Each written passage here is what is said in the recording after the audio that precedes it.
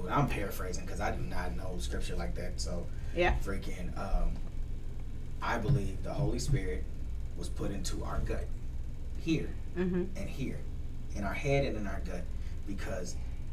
And I said this because I grew up seeing ghosts and all kind of weird stuff, right? Me too. And I say that because amazing. I've been in situations. I got shot at here in Muskogee. I didn't get shot at in the military. And you ex-military or you Army? Marine Corps. I was another ex-military. I would be walking somewhere with one of my friends, and I'd be like, "Man, we shouldn't go down there." Just this gut feel. It was a gut feeling. Yep. Wasn't nowhere in my chest. It was nowhere in my. It was just a gut feeling. And he'd be like, "Nah, man, it's a shortcut. It's a shortcut." And I'd be like, "Okay." And we end up getting shot at going down there, or end up getting almost getting jumped, or end up seeing somebody, you know, saying something that we shouldn't have seen. You know what I'm saying? I feel like he lays out a path. I have a plan for you. I know what I want you to do. Okay.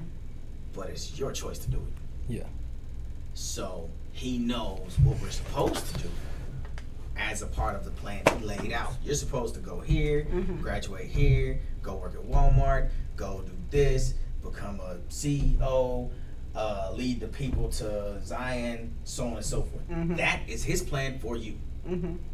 But we make choices that take us away from that. Eventually we course correct, but then we get away from it. Sometimes we course correct, sometimes. And then you know what I'm saying? When I said Walmart, I was thinking I used to work at Walmart, so I was like, all right, you know, whatever, I'll just use myself. So I was like, okay. I stopped thinking that he's like, okay, I know what you're gonna do, because I feel like the guy who shot the store up in Buffalo, that was his choice. That's not what God had him doing. He was supposed to be somewhere else that day. He was supposed to be doing something else that day. But because his choices. But who was that man really? Was he of God, or was he? I don't think so. Yeah, exactly. And so, or did he complete the mission that he was supposed to? Man, absolutely. He completed what he was supposed to, because Satan, the Most High controls everything, the good and the bad. Nothing happens without his approval. So you got to remember that. And so if you're anointed and protected by him, you're gonna be protected. I just had an accident last June. Car totaled. I'm supposed to be dead. I ain't even supposed to be here. The car was so mangled. Not even hurt. A couple bulges in my back. I'm still here. And the side of my car, you can see faces. On the pictures, you can see faces. You can see the ancestors. You can see my spirit team holding. I want to see that. I will show you. She'll show you. I can see faces all around me, all at the house. I'm protected, all outside in the trees. In the air, the golden images in the air. I got more. What are you talking about? I got protection. We're supposed to be, in the end times, the Most High is protecting us. He's got his angels watching over us, and it's real. They are all around me. So, it's real. I can see them. It's real. It's real. Time is coming short. Time is very short. Really short. But there's angels all around us, and I've seen them. I got video. I got security cameras around my house, and it catches it. It catches them. It catches them. Okay. It's been going on for years. Can I ask a question before we get started? Yeah, go ahead. Okay. You heard me say I've been seeing ghosts my whole life. Yeah. Right? Me too. How do we discern the difference between the angel and the demon playing one? Now I asked that question because being on my way home one time, when we lived in a really haunted house, but being on my way home one time, there was a guy who stopped me, and it just didn't feel right. But he got me home. When I turned around, he wasn't there anymore. But it just didn't feel right. Something was off. So I walked over here. Now, mind you, there was times when I'd be walking home or riding my bike home, and all the lights would start going out behind me. All of them, not just one. Every last one of them. The darkness. And I always felt that. So how can I? Okay. So this is the deal with me. I believe when I could see spirit, when I was younger, as a kid, I used to see it. I believe it was my ancestors, people close to me, because I was never scared enough to tell anybody. I just would keep my head under the covers. But when the bad spirits came for me, it came in the form of night terrors. To where the last sleep study, because I don't sleep. This is why I take the gummy to kind of help me sleep. But the last time I did a sleep study, I was telling the lady that did my sleep study about my night terrors, that something comes when I turn all the lights off. And she was like, I've heard of that. And she was going to leave the bathroom light on. And I told her, no, turn all the lights off because I want you to see what happens when I'm completely in darkness, because I never sleep completely and I got to have a light on. Well, it came into the room. I was asleep, and there was you can feel it. It was a spirit, evil. Came into the room, and I could see it in my dream, my mind's eye, third eye. I was dreaming. And I saw it come by the bathroom, and it came around, and it got in the bed with me and sat down right next to me, and I could feel its breath, and it was malevolent. And I was trying to wake myself up. Sometimes it tries to sit on your chest. Yep. But then I call out to the Father, and I call out in the name of Jesus, Yahweh, whoever I can think of at the time. I call out, it stopped. Hasn't happened again. It happened my whole life until I knew to call out to the Father. It's a spiritual attack, is what it is. So that's how you discern between what's good and what's bad, because you're going to feel that evil presence come in. And I clear my house by telling it to leave. We have been given dominion time. I go in and clear my house daily. So, if you're the light, you're welcome, and your spirit, you're welcome to stay. If you're my ancestors, you're most welcome to stay. But if you're the darkness, you have to leave, and leave now. We command it. So nothing is allowed to be in my home. So I've been doing the right thing. Yes. And then I have this all over every door, every window in my home. I have the name of the Father on it. So nothing's going to penetrate. How'd you write it? Just In know Hebrew, that. How'd you yeah. write it? Oh, I did it in vinyl. I've got a vinyl cutter. I did it in vinyl and put it on all my windows. It's all in vinyl on every window. I just happen to have a Cricut, a vinyl cutter. I'm going to do that. And it's on every window, every door. So, Okay. anyway. No, we're good. So we got a lot today. So I'm just, for prayer, I'm just going to do Psalms 23. So I'm just going to read that real quick. Yahuwah is my shepherd. I shall not want. He maketh me to lie down in green pastures. He leads me beside the still waters. He restores my soul. He leads me in the paths of righteousness for his name's sake. Yea, though I walk through the valley of the shadow of death, I will fear no evil, for thou art with me. Thy rod and thy staff, they comfort me. Thou preparest a table before me in the presence of mine enemies. Thou anointest my head with oil, my cup runs over. Surely goodness and mercy shall follow me all the days of my life, and I will dwell in the house of Yahuwah. And Father, we just ask for you to continue to protect us and keep us from all hurt, harm, or danger. We ask for you to be with us today in this lesson, Father. We ask for you to go with us when we go, Father. We ask for you to lead us in the paths of righteousness for your name's sake, which is man's shame, Father. And we're just grateful for our life. Thank you for waking us up this morning. Thank you for blessing us to not wake up in Sheol, Father. Thank you for giving us a chance at eternal life, Father. Thank you for your mercy, which endureth forever. Thank you for all of your ways, being mercy and truth, Father. Thank you, Father, for your love, Father. Your love which covers a multitude of sins, Father. And we're just honored to be here, Father, and we pray that your word and your will and your purpose and glory is showed forth today, Father. And we ask for you to protect and keep us and our families. We ask for you to forgive us of our sins and the sins of our ancestors, Father, and our loved ones, Father, and just help us to be the light that you intended for us to be, Father. In Yahushua's name we pray. Amen. Amen. Okay. So today, Stranger Things Part 2, Solomon, the Lord of the Rings, the Fellowship of the Ring. Okay, so real quick, so we can just go ahead and get into it. What is the Lord of the Rings? Well, it's the movie. That's We what know I'm that. thinking. That's the Right. only thing I'm thinking. And they take everything in the movies from the Bible, so Okay. So it's a movie, so you kind of hit it on the head. What could this movie franchise have to do with King Solomon? has something to do with the rings. Maybe. I don't know. That they're in search of. I haven't the slightest idea. I've never watched the movie, so I'm not really. Yeah, they're long. They're very long. I used to love watching those movies, but they're very long, and you're gonna fall asleep several times. So, before we can get to understanding certain things, we're gonna go to 1 Kings 5. We're gonna read verses 1 through 7. Brandon, if you don't mind, would you read this slide? I'll look at it up right now. It's on the screen. Oh, as you were. And Hiram or Hiram? Yeah, Hiram. And Hiram, king of Tyre, sent his servants unto Solomon, for he had heard that they had anointed him king in the room of his father. For Hiram was ever a lover of David. So King David just died. He anointed Solomon the king. Solomon had to knock some people off, including his brother, in order to secure his throne. And so now Solomon is doing the one thing that David was not allowed to do, which was building the temple, right? Okay, so keep going. And And Solomon sent Hiram, saying, Thou knowest how that David my father could not build an house unto the name of the Lord his God for the wars which were about him on every side, until the Lord put him under the soles of his feet. But now that the Lord my God hath given me rest on every side, so that there is neither adversary nor evil occurring. And behold, I purpose to build an house unto the name of the Lord my God, as the Lord spake unto David my father, saying, Thy son, whom I will set upon thy throne in thy room, he shall build an house unto my name. Keep going. Yeah, I'll finish it. Now, therefore, command thou that they hew me cedars out of Lebanon, and my servants shall be thy servants. Unto thee will I give hire for thy servants. That's basically the gist of it, because we got a whole lot to talk about. Okay. So we're getting into Solomon. Now we're going to talk about the building of the temple.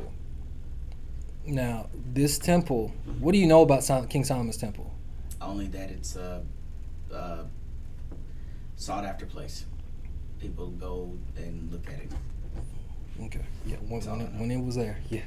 Okay, so now we was in 1 Kings 5. Now we're going to 1 Kings 6. And Sean, if you don't mind, read this slide, please. Okay. So, and it came to pass in the 80th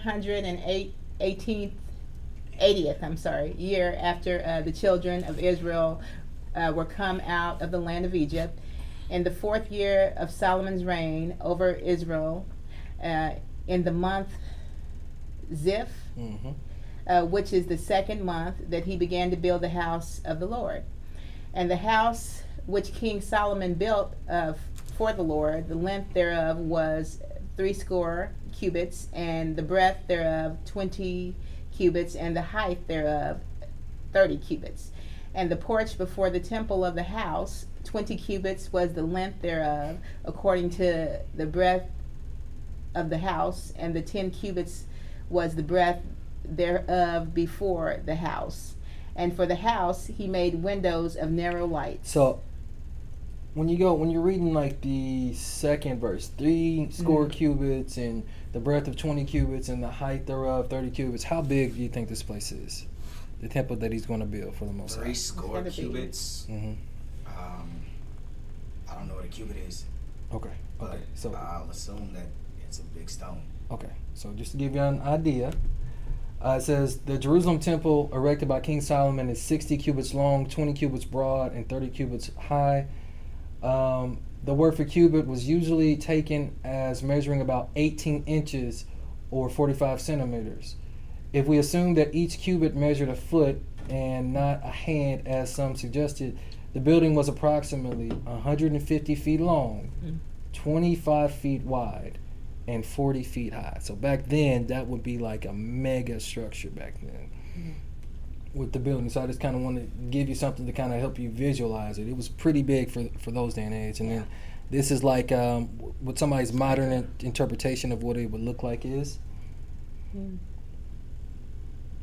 It was a mega structure, right? So we're going to go back to 1 Kings 6. I'm going to read verses 7 through 10. And the house, when it was in building, was built of stone made ready before it, was brought thither, so that there was neither hammer nor axe nor any tool of iron heard in the house while it was in building. Now, how do you get the stones exactly without axe, hammer, iron tool? Like how do you get it done prior to and then put it all in the building? I got an idea on that. If we're gonna get it right, we're gonna get it exact. We have servants. We have people that work for us. We're gonna cut down trees, or whatever. Build a structure, just a mockery of what it is. Okay, cool. Now we have an idea. We have exactly what we want to do. Tear it down, move it over, move it to where it's supposed to be. That way, when it's erected and it's done perfect, without the aid of what we used here, now you know how to do it. Like they used to make us do in the military. Put it up, tear it down. Put it up, tear it down. Staging, tear it down. rehearsing. So I think there's been a lot of lost knowledge, and I think that we had the ability to do things with our mind back then that we can't fathom now because we only use so much of that brain power. So I think it's something else that was going on during that time, that lost knowledge that they're hiding from us. Helped us to actually, because there's people that have moved things Telekinesis. with their mind. Telekinesis, yeah, most definitely. So, and then they're cut so perfect, we can't even do that now. So We can't There's something even missing. make No, pyramids. something's wrong, something's missing. Even They though- touched on that in not to stop you, but You they touched on that in the X-Men, Mhm. X-Men Apocalypse. They I haven't touched watched on any of that. those. If you watch the end or if you watch the beginning, whatever, he's building pyramids Mm-hmm. with his mind. Oh yeah, you're right. Yeah. Being erected with his Mhm. mind, and they Huh. were Egyptian, they were Hebrew, Mm-hmm. they were, you know what I'm saying? That's Yeah. why the Bible always talks about Everything, the man. Egyptians as a wise and understanding people, even though some of their things are a little different from how we serve our Creator, you know. But both of those are really good points. Okay, so I'm gonna keep going. For the door, the door for the middle chamber was in the right side of the house, and they went up with winding stairs into the middle chamber, and not of the middle into the third. So he built the house and finished it, and covered the house with beams and boards of cedar, like you were talking about. And then he built chambers against all the house, 5 cubits high, and they rested on the house with timber of cedar, right? Chambers. Yeah, chambers, yeah, my bad.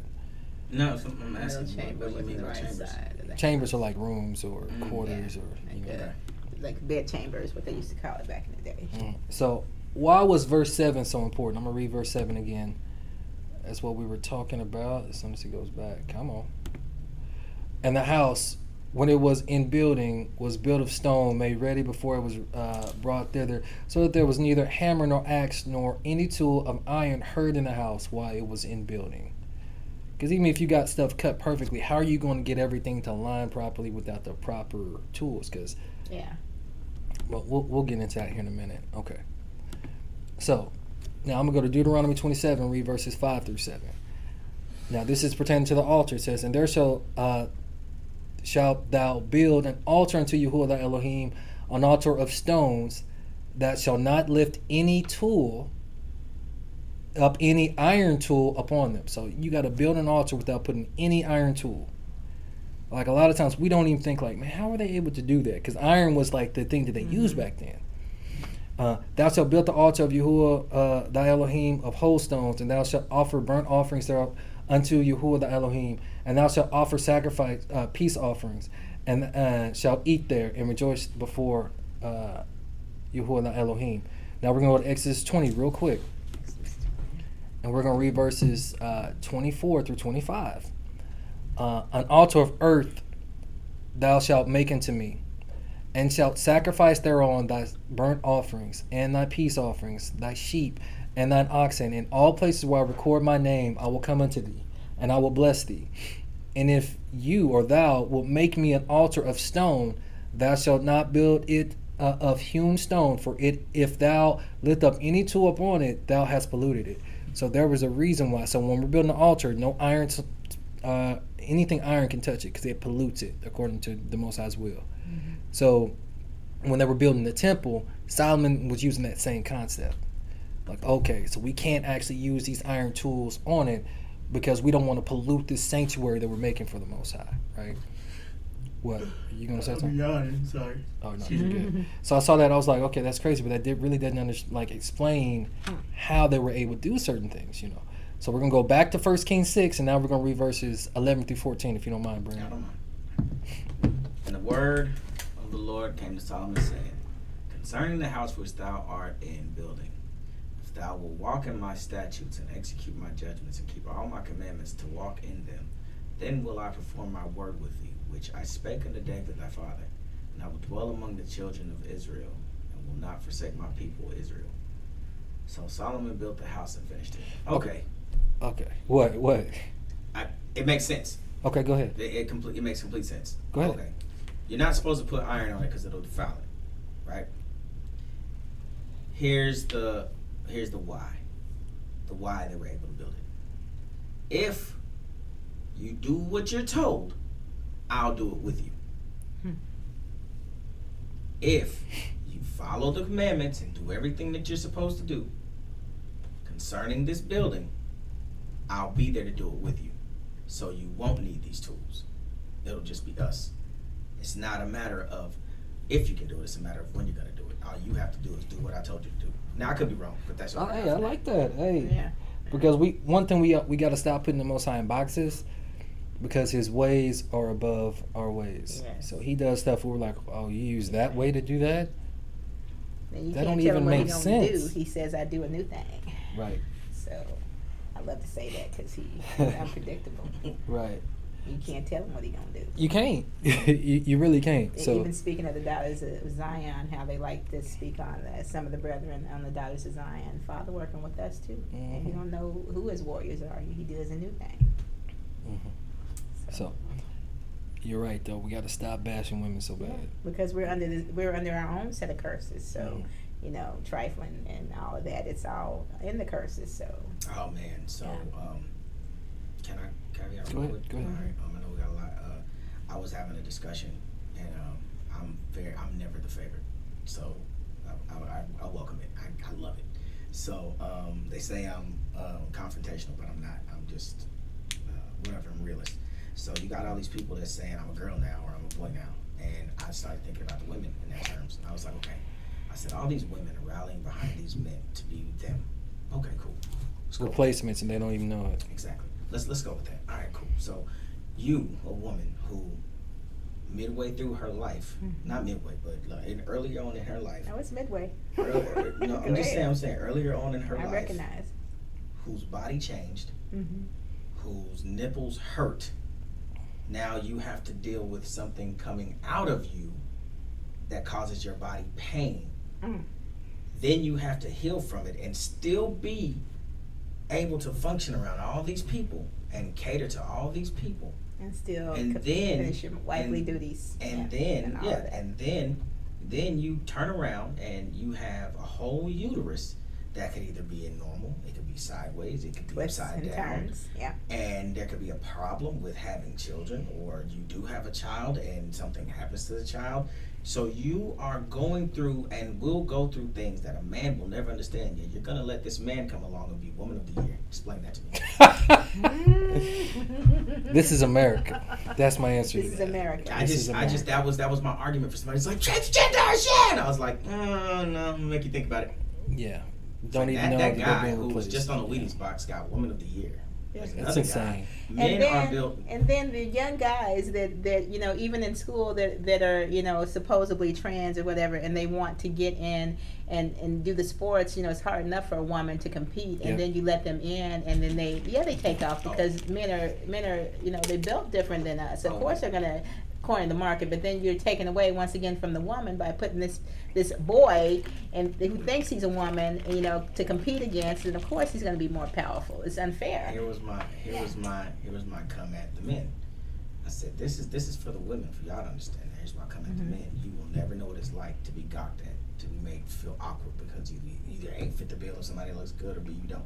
I said, you'll never know what it's like to go through those periods, to go through those awkward stages. You'll never know what it's like to be told that you can or can't have children. You'll never know what it's like to have cervical cancer. You'll never know what it's like to go into a job and be told that, yeah, you can work here or you'll never know what it's like to go to a job and think you're going to be treated the same as everybody else, only to find out you're making percentages, huge percentages, less than what anybody else is making, and you're doing double the work. So, again, explain that to me. That was my take on that, and I'm done. Okay. Verse 14. So Solomon built the house and finished it, right? So we know Solomon, he finished the house apparently, right? Yeah. Okay. So I kind of showed y'all a picture, but what do you think that the temple was made of? Ivory. Stone. I'm thinking not either ivory or what's that one heavy stone? Limestone? Is that the heavy stone? Is heavy. There was one that's just really pretty. And it's really pretty and it's huge. Every stone that I've seen come out of it is huge. I mean, granted, it was probably built that way, man, pulled out that way, but still. Anyway, I'm gonna stop talking. No, you're good. Okay, so we're gonna walk into the gold standard. Now, just didn't think of y'all that. wonder No. why every time I come around your city, bling bling, right? Wow. Y'all wonder why? Okay. For some reason, we've always been fascinated with gold, Yeah. and we're about to understand how deep this web kind of goes with gold, because it becomes idolatry and really lustful for no reason. Because we're gonna see stuff that's has gold in it and it's wasteful. It makes Okay. no sense. Okay. At least one thing. All right. So we're going back to 1 Kings 6. We're going to read verses 19 through 22. Shauna, you got this one? Sure. So verse 19, and the oracle he prepared in the house within to set there the ark of the covenant of the Lord. And the oracle in the forepart was 20 cubits in length, and 20 cubits in breadth, and 20 cubits in the height thereof. And he overlaid it with the pure gold, and so covered the altar, which was of cedar. So Solomon overlaid the house within with pure gold, and he made a partition by the chains of gold before the oracle, and he overlaid it with the gold. And the whole house he overlaid with gold until he had finished all the house. Also the whole altar that was by the oracle he overlaid with gold. He even So put covered like bulls and all this other type of stuff in artistry, overlaid everything with gold. So I'm going to read verses 27 through 30. And he set the cherubims within the inner house, and they stretched forth the wings of the cherubims, so that the wing of the one touched the one wall, and the wing of the other touched the other wall. And their wings touched one another in the midst of the house. And he overlaid the cherubims with gold. Yeah. And he carved all the walls of the house round about with carved figures of cherubims and palm trees and open flowers within and without, or inside and outside. And the floors of the house he overlaid with gold, That's like the streets. within What? and without. Oh, Follow the yellow brick road. Did- Follow the yellow brick road. He put cherubims in there, right? Yeah. I'm thinking baby angels, little baby angels. Mm. But no, these were ginormous. And one wing stretched and touched one angel's wing, and the other one stretched and Yeah. touched One the wall, and the Yeah. other one touched the other's wall. Yeah. He- All gold, everything. These had to be, wow. Covered. Now, what other people on this earth right now covets gold so much right now? Arabs. Americans. I mean, of course, I'm just talking about in our society, in our culture. It's like, what are all these rappers who they have these Yes. gold chains on? Yes. You got to have my gold Jesus pieces and all this, and that on, They right? celebrate that cross. I don't know. I still can't. Gold grill. For what? I almost threw my cross out. Because it makes them look like they have something. And we have nothing. Everything has been taken. It's coming back though. Right. So I just wanted y'all to see this about gold, because I was like, I hadn't read this in a while, and I'm like, everything. Yeah, the That's gold has always right. been used as, a status of money. I have, look at this. I have this and have that because I have this gold chain and this, that, and the other. It's just like we're striving for something. We were so lost. We're looking for things to validate us instead of searching for the Father. Right. So now, and I can kind of understand some of this, because you want to build the best potential place for the Most High, even though He doesn't dwell in temples made Yeah. with hands. Not anymore. But he would kind of take this stuff a little bit too far. So I'm gonna read verses 31 through 35. And for the entering of the oracle, he made doors of olive tree. The lintel and side posts were a fifth part of the wall. 2 doors also were of olive tree. And he carved upon them carvings of cherubims and palm trees and open flowers, and overlaid them with gold, and spread gold upon the cherubims and upon the palm trees. So also made he the door of the temple post of olive tree, a fourth part of the wall. And the 2 doors were of fir tree. The 2 leaves of the one door were folding, and the 2 leaves of the other door were folding. And he carved their own cherubims and palm trees and open flowers, and he covered them with gold fitted upon the carved work. So, like, that's why whenever you're reading later on, when I think it was Hezekiah decides to let a certain king come in and actually see the temple and this and that, that's why the Most High gave a prophecy to the prophet, like, hey, because you did that in wickedness, they're gonna take this from you. Because once they come in there, they can see, man, you got all this money in the house of the Most High. oh yeah, we about to run that, we about to take that. But That's crazy. I'm just trying to show y'all because why would he do that? If Showing okay, off. all right, so go. Because that's what we do. yeah, So- you know that's what we do. This dude, hey, you gonna build this really huge building for me, and you're not gonna use anything that you know that you're supposed that you normally would use. You're gonna use me, and I'm gonna use you, and we're gonna get this thing done. And then you're gonna cover it in gold. And how do they cover Test. everything with gold without Dripping. the iron tools? I'm going back to that Dripping. still. I Yeah, don't know. yeah, That's definitely had that drip. Yeah, I feel like okay, all right, I can answer that question. I can just a theory. Remember when I said stage, Mhm. take down, stage, Mhm. set up. Mhm. All right. Same with the gold.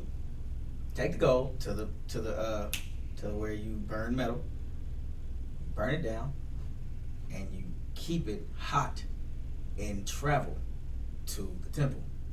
Can't use it there. You can't do it there. You have to do it somewhere else, and you have to find a way to make it happen to get it from yeah, there. and to can't here. use any iron tools. And you have getting it up there. There's a lot of people that had to die going through this. And I'm like, But then there's reports that I remember that there's this one church that where they hired a carpenter. I read a story one time. I don't know what type of cathedral, I can't remember. But the carpenter that came in, they believed it to be an angel because he worked alone, and he was able to move and change everything. You know, make the staircase. It's still standing to this day. The staircase where the choir sits and everything, and all this expensive wood. And he did it all by himself with no help. And he did it so quickly. I'm gonna have to find this story that I read about, and they believed that he was an angel that came to Because do that that. stuff and happens, God, though, yeah. and people don't believe People it, don't but that believe it. stuff does Yeah. happen. Yeah, and you know, and just on the second note, it does happen. My father has passed, and it was so funny because my niece was coming from Germany, and she lived on. My dad's name was Herman, and she lived on Herman Street. And my dad was stationed in Germany, so was I at one time. And we tripped out about that she happened to live on Herman Street and she didn't know it. And then when they were leaving Germany, she was had her little boy, which my dad loved to death, before he passed. And there was a man that came up to her on the plane and said, "Look, I only got one set of wings. I'm gonna give them to your son. Don't tell anybody. We're gonna give them to your son." He didn't look like my father or anything, but he signed a piece of paper, you know, with information for my nephew on there. And we looked, and it was my dad's writing. My dad wrote different. He wrote in big letters, and he wrote everything capital. And we even had the letter, and we have dad's writing. We matched it together. It was my dad's handwriting. Oh wow! I believe that we can come back and forth. He came as an angel to give him those wings and Wow. to check on my niece, and we know it because that's his handwriting. We've got it, and we haven't got it analyzed, but that's my dad's what writing. happened to the guy? Oh, he went on about his business. You know, he was on the plane. You know, he was on the plane. He was supposed to one of the pilots supposedly, you know, and she never did see him again. So yeah, something happened there. But that was my dad's. It's my dad's writing. We saved all that. It's his writing. It was him. I need Some to kind come of visit way. you. Yeah, Like, Y'all definitely my need to home chop is it different. But yeah, there's a reason why I'm back here, and so we're going through this timeline. But anyway, I had to tell that story because you never know when you're being entertained by angels. that's You don't. another thing. That's what the scriptures say. That's why I try to be unawares. nice to people. but Everybody. I'm so mean And to when you- homeless people. Don't do that, because when you feel that pull, go ahead and help, because you're supposed to. If you don't feel that pull, though, keep it Yeah, keep I it feel pushing, that yeah. pull, and I'm like, I can help you fill out an application. No, I'm not be getting any obedient. Be obedient and don't worry about what they do with it. If you got it Yeah. on you, just be Yeah. obedient. Yeah, if you're gonna give help or aid to somebody, It do doesn't it matter with what they a do. merry heart. Be grateful to do Yeah. it, and like she said, don't worry about that. Don't worry about that and keep it Yes. moving. Don't worry about it. Yeah. money. So we're gonna keep going. So now we're gonna jump to 1 Kings 7 verses 48 through 51. Okay. And Solomon made all the vessels that pertain unto the house of Yahuwah, the altar of gold, and the table of gold, whereupon the showbread was, and the candlesticks of pure gold, 5 on the right side and 5 on the left, before the oracle with the flowers and the lamps and the tongs of gold, and the bowls and the snuffers and the basins and the spoons and the censers of pure gold, and the hinges of gold, both for the door of the inner house, the most holy place, and for the doors of the house, to wit, of the temple. So was ended all the work that King Solomon made for the house of Yahuwah And Solomon brought in the things which David his father had dedicated, even the silver and the gold and the vessels did he put among the treasures of the house of Yahuwah. So not only did he make everything gold, he finally brought in the stuff that his dad had made. That's where the song silver and gold comes from. Yeah, the attachments and everything. Yeah. Yeah, he had that was an intervention. I'm There's listening. no way. I'm listening to him and all this gold, and I'm like, there's no contrast here. I'm just thinking about the colors. I'm sorry. It's beautiful. Like, it's got to be bright in there in the day, like super. Well, bright. but there's a lot of cedar. There's a lot of wood too, and And then then it there's other smells good. stones. So not only is it bright and shiny, but cedar wood. If you've ever smelled cedar, oh my Yes, it gosh, smells you want great. that smell. And one of the main reasons why we're kind of going over this because whenever Babylon does fall, and whenever the tail becomes the head again, whenever we're put back to our natural order, the natural place, right? There's going to be such a great wealth transformation back to us that I honestly believe that this temple and the gold that he has in that time is going to pale in comparison to what we're going to have as a nation of people. Because it's going to be a city of gold that you ain't going to even be able to cross over into. The floors of that place was made of gold. Yeah. Think about how wealthy we were as a people, as a nation of people. It's going to be back plus the Most High is going to dwell with us. Yeah. It ain't going to be no longer, that he's this sky daddy. He's going to be right there with us. Yeah. So. Any question we have, we can get an answer right then and there. Hallelujah. Yeah. But to praise him, on the regular, looking at him daily, I mean, what better joy when you chasing him at this moment for him to say, son or daughter, good job, well done. It's time for your rest. So teach the people of me, and that's what our position's gonna be. That's what I feel. Wow. So I got a question for y'all. I might have an answer. How much gold would you have to have annually to build the temple? Annually to build a temple, billions, trillions. To build maybe. that temple? Annually, trillions. Zillions. Listen, I'm gonna speak in terms of robbery. You would need to rob. So let me speak like a thief real quick. You would need to. Yeah, I'm gonna hit this lid. Saudi Arabia, Iran, Iraq, all of that land, and then the gold standard from America. I still don't think there'll be enough. I really don't, because if you think about it, the inlays, the leaves, the angels, like what? But if you get the Most High that's on your team and telling you to do it this way, and I take care of just you, asking this. Yeah, I'm just saying that question there. Listen, yeah, they didn't find enough in Saddam's house, and that was a lot. Yeah. Okay, so we're gonna jump to 1 Kings 10, and we're gonna read verses 14 through 17. Okay. Now the weight of gold that came to Solomon in 1 year was 606 talents of gold. I need to know what that means. I do too. Let's put a pause on there. Yeah, I was gonna ask you how much is that? We asking you. Huh? That's what we said. Let's put Okay, a pause it's in here. We're gonna keep going, but we're gonna figure that out. 606 talents of gold. Beside that, he had the merchantmen and the traffic of the spice merchants and all the kings of Arabia, the governors of the country. King Solomon made 200 targets of beaten gold. He made 200 targets of gold. Targets of beaten gold. 600 shekels of gold went into one target. Targets for what? 200 of them. And what else do you use a target for? Oh, and he made 300 shields of beaten gold. 3 pounds of gold went to one shield. Them dudes was tired. And the king put them in the house of the forest of Lebanon. Listen, hold on 1 second. What is that? Hey, we it's in here. We gonna get there. Okay. But out of the mouth of 2 or 3 witnesses, just so y'all can kind of see what. That's at like, that kind of. At that point, he's just wasting stuff. No, it's not a waste. He's making targets of it. Targets of gold. You shoot arrows at targets. Yeah. Why would I want a target? I wouldn't waste the gold with that. I don't think that's what the Most High wanted him to do. But if you had it, how strong is gold? If you're talking about a breastplate, gold is a malleable metal. Yeah. It's a malleable metal, so you can make it light or you can make it heavy. But gold in and of itself, you can take 20 of these and it probably wouldn't measure the weight of one bar. And that's legit. Them things are heavy. heavy. Not So, that I ever yeah. held a gold bar, because I wouldn't be here if I did. So it was too much. It was too much. It's a Overkill, lot. you think? So you don't be holding them bricks, all right. So now we're gonna jump to again out of the 2 or 3 witnesses, right? So we're gonna jump to the Antiquities of the Jews, book 3, chapter 7. So it says, now the weight of gold that was brought him was 606 talents, or in 66 talents. Each other. Huh? So, what did it say in this one? It said it was how much?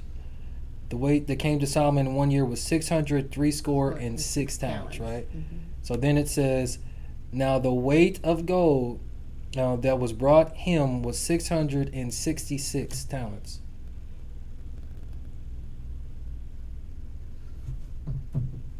Not including in the sum. Yeah, keep reading it. Yeah, go Not ahead. including in that sum was brought by the merchants, nor the toparchs and kings of Arabia gave him in presents.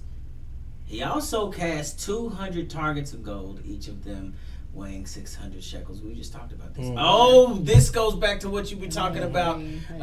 Chills. Okay, see that line by line. Mm-hmm. Okay.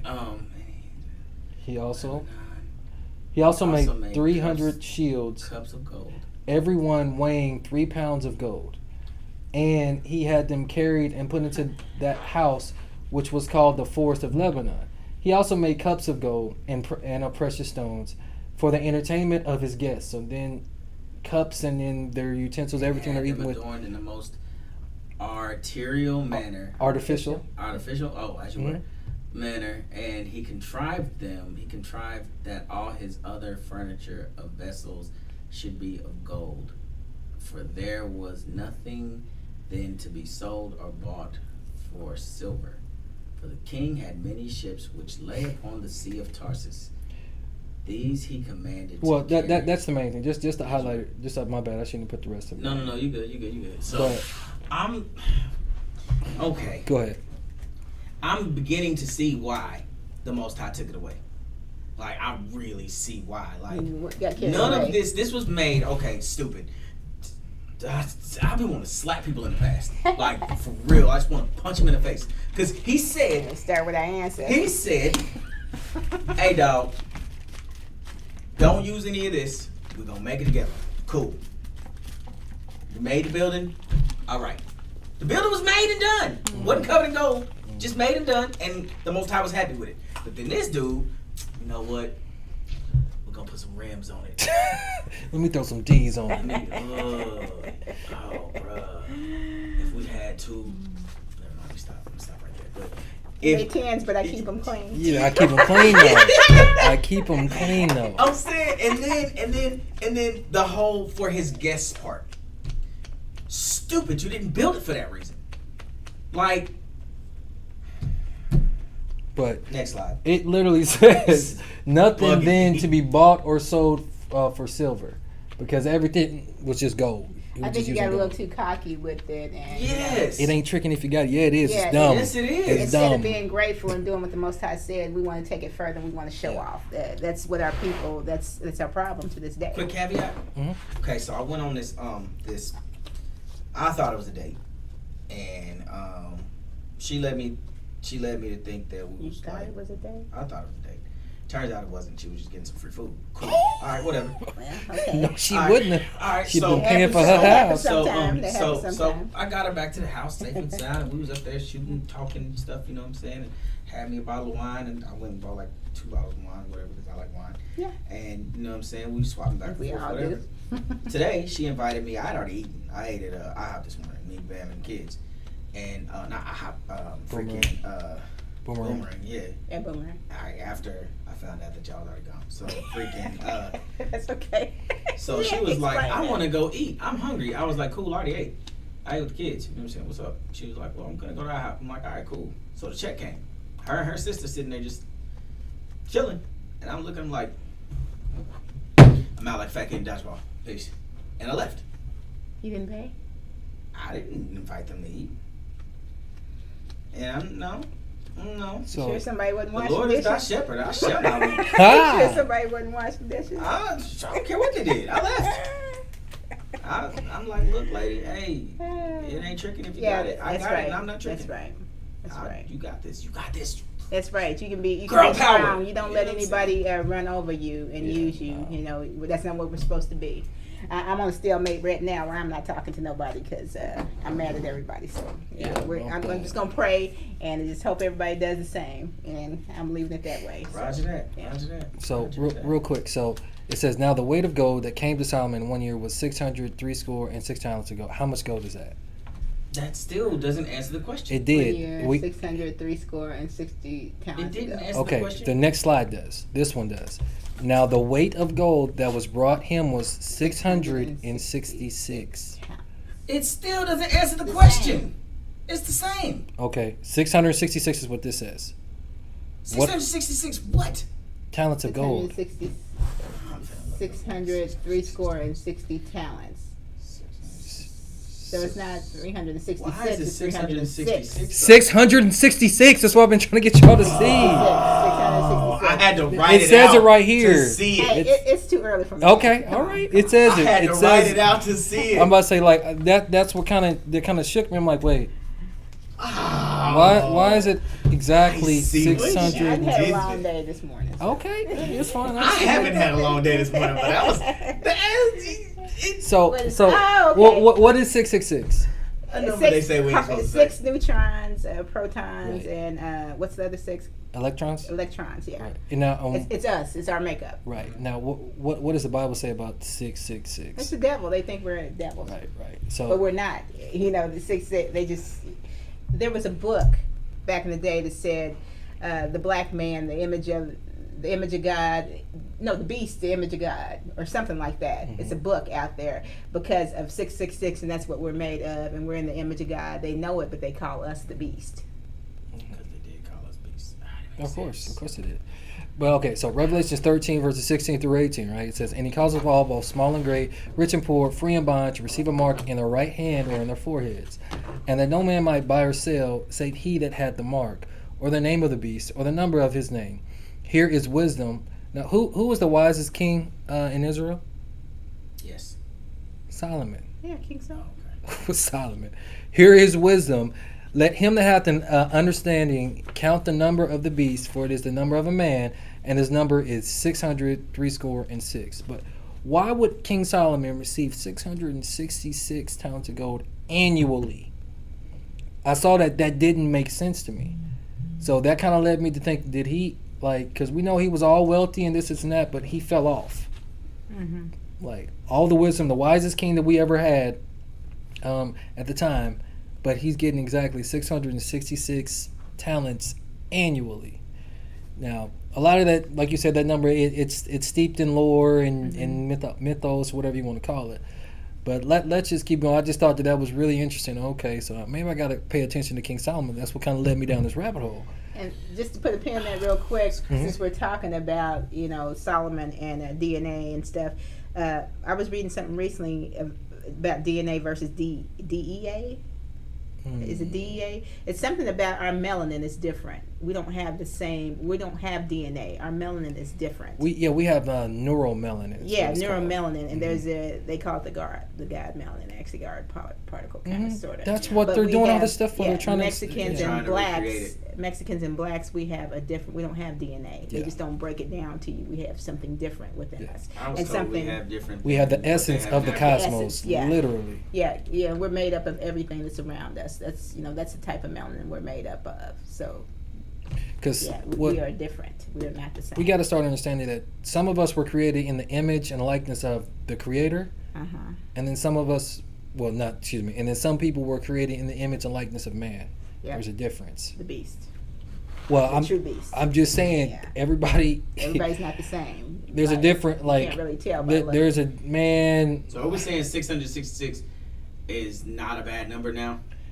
It's not a bad number. I'm not going to say it's not a bad number, because in the biblical lens of it is, but it's representing like a race or a nation of a certain type of man. I think they've changed the words around to make it seem like it's bad, but it's not. It's not that everybody has the 6 protons, neutrons. Not everybody has that, and because of that, they're trying to vilify that and demonize it and make it seem like there's something wrong with us, and that's not the case. It's So, what I think. Personally. It's not okay. So I'm gonna say this is how it's not bad, because, like you said, it's in everybody. Yeah. Now, the Bible is letting you know that it said, okay, I'm gonna read it again. And he causeth all, both small and great, rich and poor, free and bond, to receive a mark in their right hand or in their foreheads. Okay. Is everybody causing everyone to receive that mark that started a couple of years ago? No, a certain type of men or women did. And then it says, and that no man might buy or sell, save he that had the mark, in the name of the beast, or the name of the beast, or the number of his name. It's a type of person that's doing this. So just because 6 protons, neutrons, and electrons are in us did not mean that technically 666 is technically always bad. But there is a bad seed. There is there's always tares. Like, so you got to be careful, because some of people are trying to kill everybody. Those are the ones that have the mark of the beast. It's not necessarily like, oh, it's just the number 666, because that's just numbers. Yeah. 777. What makes 666 worse than 777? You see what I'm saying? They're just numbers, and how you apply the knowledge that you get from it. So we're going to get into Solomon's wisdom and how he started to apply certain things, right? So let's keep going. So we're going to go to the Antiquity of the Jews, book 3 again, and we're going back to chapter 7. Okay. It says, this addition that he made to those chariots, talking about Solomon, and horses which he had before from those that were sent him, augmented the number of his chariots by above 400. So he added 400.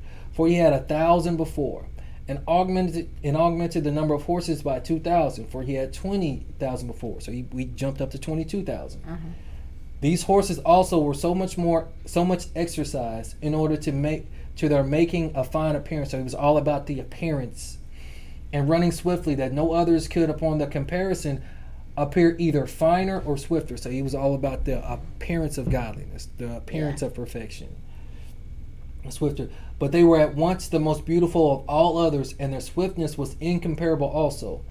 Their riders, and this is the men riding, also were a further ornament to them, being in the first place young men in the most delightful flower of their age, being eminent for their largeness. They were tall, and far taller than other men. They had also very long heads of hair hanging down, locks, dreads, and were clothed in garments of Tyrian purple. Excuse me.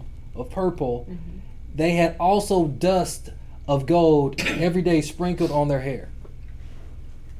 I swallowed something down my throat by accident. That's the gold sprinkled on their hair. The heads sparkled with the reflection of the sun. Beams from the gold. Sunbeams from the gold. Wow. Is that not wasteful? It's very wasteful. You good, bro? Yeah, I'm good. I just swallowed something. Why would you have gold dust particles sprinkled on your head every day while you're riding horses? These are the riders of these horses. That's so wasteful. It's just too rich. Just I read that and I'm like, man. That's more ridiculous than the things you see nowadays. It really is. So like when the Bible talks about how they had golden hair and this and that, well, we know why. Josephus talks about it. So it's not gold and blonde. No. Oh. We was that wealthy. Wow. Yeah. Yo. Yeah. Yes. Wow. Because I read that and I was like, because you see that in the scriptures, like, okay, we had golden hair. Yeah. Don't get me wrong, there are some of our people that actually have blonde hair. Yeah, of course. But when you read that, we were told, they was just like we said earlier, they had that drip in their hair, like they just had That's crazy. Why would you do that? Now this is from Flavius Josephus. He was a historian of the quote unquote Jewish or Hebrew people back in those days. And his name was what again? Flavius Josephus. And then this is what he writes about King Solomon. His name was Flavius? Flavius Josephus. And that name doesn't sound it doesn't sound ethnic at all, does it? No, because they were Hellenized at that point. Flavius. Sorry. But I just wanted y'all to see it. So we were literally sprinkling gold in our hair just so we can have the appearance of the sun reflecting off of our hair while we were riding horses on chariots. That's ignorant. And it just reminds me of the gold dust that women wear sometimes. You can get this little body glitter, little dust, gold that you put on to make you sparkle a little bit. I actually have some. Oh wow!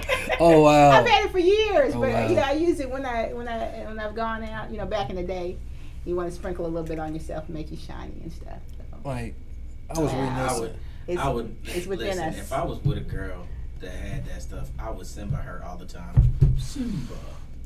I would. Oh, my mama would. Well, you just do She a hasn't little seen bit, Lion so it's King, not. so she doesn't know the No, reference. I haven't. Yeah, you want to watch I that. haven't watched. She I am. I'm said gonna she's do it gonna this watch weekend. it, and then I'm gonna ruin I'm gonna it. do it this weekend. So I'm gonna I ruin just it. never have. It's just the one I never. No, I have to I ruin never. it. Just so you know, it's about us. But No, anyway. no, I don't it's like not. to cry. I haven't seen It Bambi is. either because I don't like sad stuff. Yeah. I mean, I watch knew Star Bambi Wars. the He mother. killed his daddy, so Well, I watch Star Wars, but Okay, it's well then, just, if you watch that, Darth Vader is Mufasa. There you go. Carry Oh, on. okay. Good deal. Good deal. Okay, Blew your so mind. Wow. 666 talents of gold.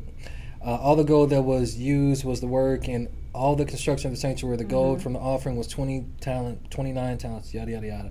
So jump down. How was a talent? Right. It says the talent was the heaviest or largest biblical unit of measurement for weight, equal about 75 pounds.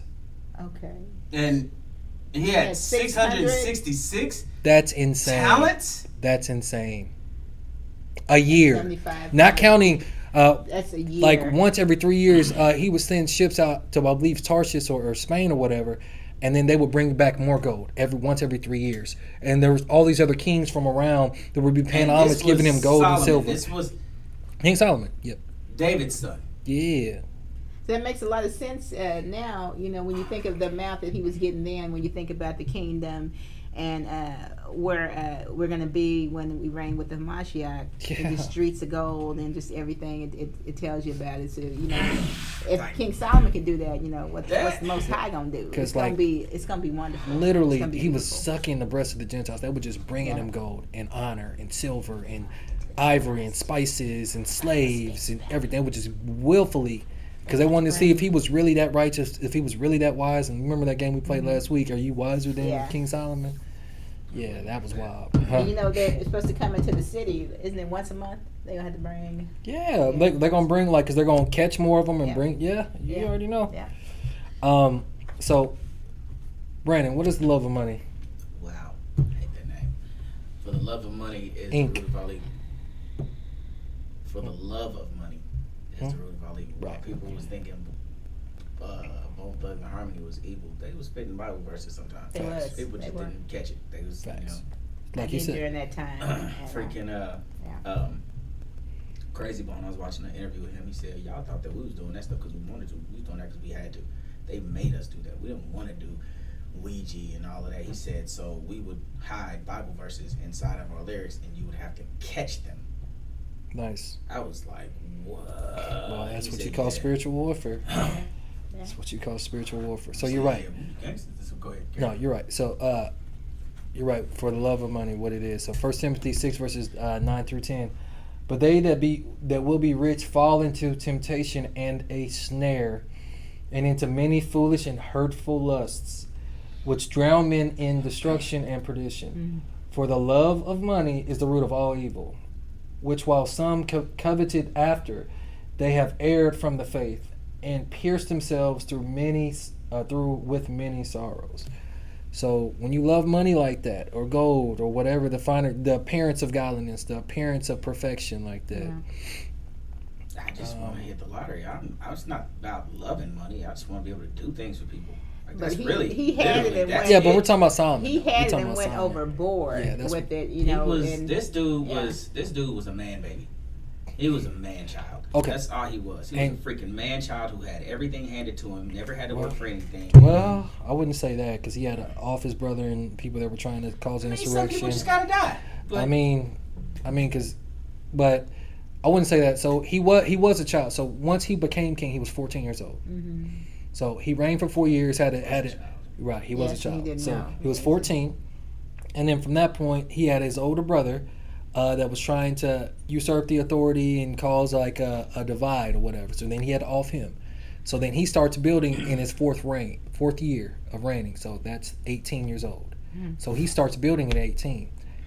It takes him 7 years to build the temple. So he's 25. Now also, Good, I was counting. yeah. Oh, yeah. So he's 25. So also, he's also building his own house and this house in Lebanon. So that's another 13 years. So in total, building, because he was a master architect. Plus, he was building all these other cities also. So he was building for probably over 20 years. But yeah, he kind of was a man baby because things kind of was. I mean, the Most High makes you the wisest man on earth, wiser than anybody before you, and allegedly anybody after you. And then because you didn't ask for wealth or whatever, he gave you more money than anybody of all time. This is the creator that we serve. Yeah. It started out on a good foot, and then he got hungry. Right. Yeah. Because again, it says, but they that will be rich fall into temptation and a snare, and into many foolish and hurtful lusts. Many foolish and hurtful lusts, which drown men in destruction and perdition. Right? So let's keep going. So now, how is King Solomon the Lord of the Rings? It was his preciousness.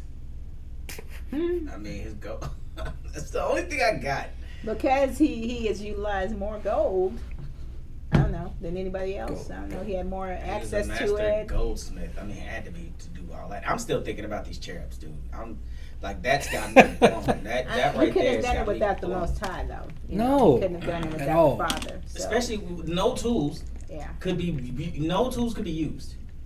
Like, Yeah, that's wild. I think we're more powerful than we know. Yeah. Um, Oh, most definitely. a lot more I powerful. think why So- he doesn't allow us to unlock those powers is because there are people like me who Nah. would vengeance is. Well, he doesn't allow us to unlock them yet.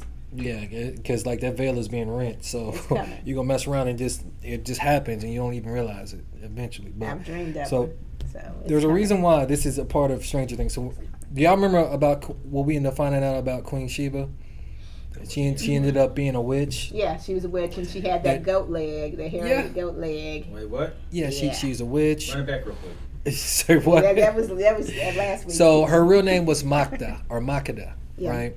Makeda, So, yeah, Makeda. There is an artist named Witch Prophet. You can Google her. She came up with a song called Makda when she's worshiping and praising the Like a queen, music artist right now. Yes. the Queen of Sheba. She's actually Her literal name is Witch Prophet.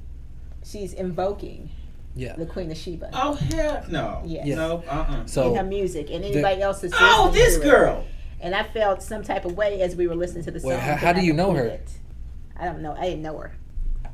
We just That's listened to never the song. mind. Yeah, we'll talk after. That's that. not- wild. That's Witch Prophet. Yeah. Yeah. She's got a song called Makda, Makda. I couldn't even finish listening to Yeah, the whole you thing. listen to that like on your own time. Disturbed. I'm Yeah, not. I'm just reading right Yeah, now. disturbed my spirits. So don't So- please don't play it. I wasn't about to. So Yes, she sir. was a But you need witch. to listen to it though, so you can see what Um, we're talking about. Beyonce worships Queen Part of it. Sheba. I've heard her say that. A lot of the other artists and people in the world religion today actually worship her as a goddess. Yes. She's what you would call a muse or whatever, and it's a lot bigger than what people might think. And it was a really kind of crazy because I had never heard about that stuff. Now, once I started looking into it, you just start finding like Yeah. there's a literal Queen of Sheba bath ritual where They you can do. get what you want, and she's like the goddess of Isn't like that the Queen of Bathsheba, no. or is not? No. Different person. Bathsheba is a different woman. That was Okay. David's first wife, second wife, third wife, Okay. third But wife. yeah, there's supposedly a bath where you can actually invoke her, And get what put you all these want. oils and get what you want. And they even have prayers to invoke her To her, also. yeah. Like it, While you're in the bath. just watch the last one. While but, you're in the bath. Very there- demonic. There's a reason why this is in Stranger Things, because when it's Stranger Things, it's sci-fi. It's some weird stuff to be having. Because again, I can't get over how you building all this stuff without iron tools, because that was the main thing that they used Yeah. for tools back then. Yeah. Right. Okay. So let's go. So the first one. So approximately 2,500 years ago or so, there was a great war of the realms over rings of power. Right. We know there have been many great wars that have went on, but when I tell you that the truth is stranger than fiction, I was just looking at just thinking about it, and then I've watched almost all. I haven't watched all the Hobbits, but even starting in the Hobbits, I can already tell you that's about King David. Just looking in like from the opening, like the opening of the Hobbit, even like the opening of the Fellowship of the Ring. I was listening to it, and I'm like, man, this really starting to sound like the Bible. Like what's really going on? So then it says that, okay, so there's 3 rings given to elves, so certain type of beings, right? Elves. There's 7 rings given to dwarfs, 9 rings given to man, and then there's one more ring that makes 20. Now it says the 20th ring was created by Sauron and was the most powerful one that allowed the wielder to rule the world by controlling the other 19 rings. So, again, the 20th ring was created by Sauron and was the most powerful one that allowed the wielder to rule the world by controlling the other rings. So, one thing we got to understand is they'll take stuff from the Bible and from historical records that aren't necessarily in the Bible, and they'll pervert everything. Right? So, let's keep going. It says, the hobbits lived in the Shire. Just remember the Shire. The elves, dwarves, the elves, dwarves, and humans fight together to take down the evil so-called demon and kill him by taking his ring off his hand. So they end up cutting his hand, has his ring finger on, and then I guess he can't stay in that world anymore, and then so he has to go somewhere else, back in the place that is called Mordor, which is just a play on words, is really murder. But whoever holds the rings begins to go mad with rage to keep the ring, and they go one ring though. It's that one ring. Right. They go crazy. Whoever has that ring, right? The ring was lost at sea until it was found years later by a hobbit, right? They battle for Middle Earth, and the only way they can win is with the return of the king, which would be the son of David. Mm-hmm. But now the main character, right, is Bilbo Baggins, right? Yeah. So I was like, okay, Bilbo, not a very common name here, right? So Bilbo is an American English. It's a long iron bar with sliding shackles for fetters a prisoner's feet, or it's a sword. So Bilbo's a sword, okay. A sword, okay. And we know that a sword, the word is what? For the word of Elohim is quick and powerful and sharper than any two-edged sword, piercing even to the dividing of asunder of a soul and spirit and of the joints and marrow, and is a discerner of the thoughts. So they don't give names for no reason. Everything that they put in these movies is very strategic. So Bilbo either means like a prisoner's bonds. Like if we don't keep the word of the Most High, if we break the covenant, we will go into bonds and slavery and all these other nations. Or it's a sword, because it can cut through anything. It's our protection, it's our shield, it's everything, right? So now let's look at Baggins, right?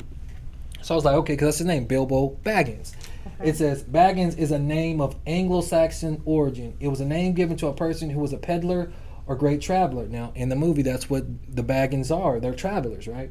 It denotes one who is on his travels, carried a bag, a pack, or a bundle. So, what is an Anglo-Saxon? White is what I assumed. That's what I've always known. That's what they called themselves at one point in time. Anglo-Saxon. But to be Anglo, you have to be of Germanic descent. Okay. Germanic Germans are of Anglo descent. That's how they're pure. Hitler and all the rest of them weirdos decided whether or not you were of pure blood. Pure Aryan blood, right? Yeah. So it says, okay, the Anglo-Saxons were a cultural group who inhabited England in the early Middle Ages. They trace their origins to settlers who came to Britain from mainland Europe in the 5th century. Okay. However, the ethnogenesis of the Anglo-Saxons happened within Britain, and the identity was not merely imported. Anglo-Saxon identity arose from interactions between incoming groups from several Germanic tribes, both amongst themselves and with indigenous Britons.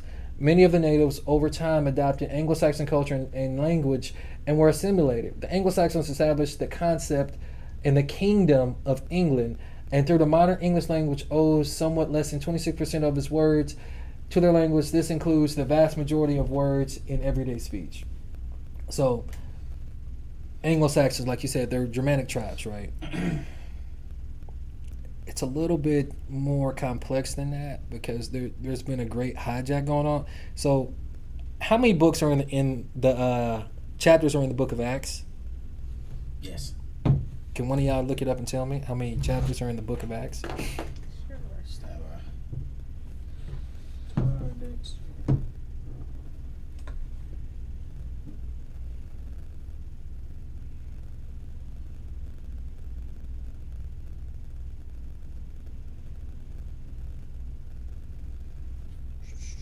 Uh, 28. 28. Good, because we're going to read Acts 29.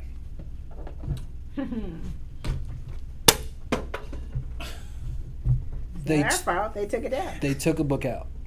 They always do.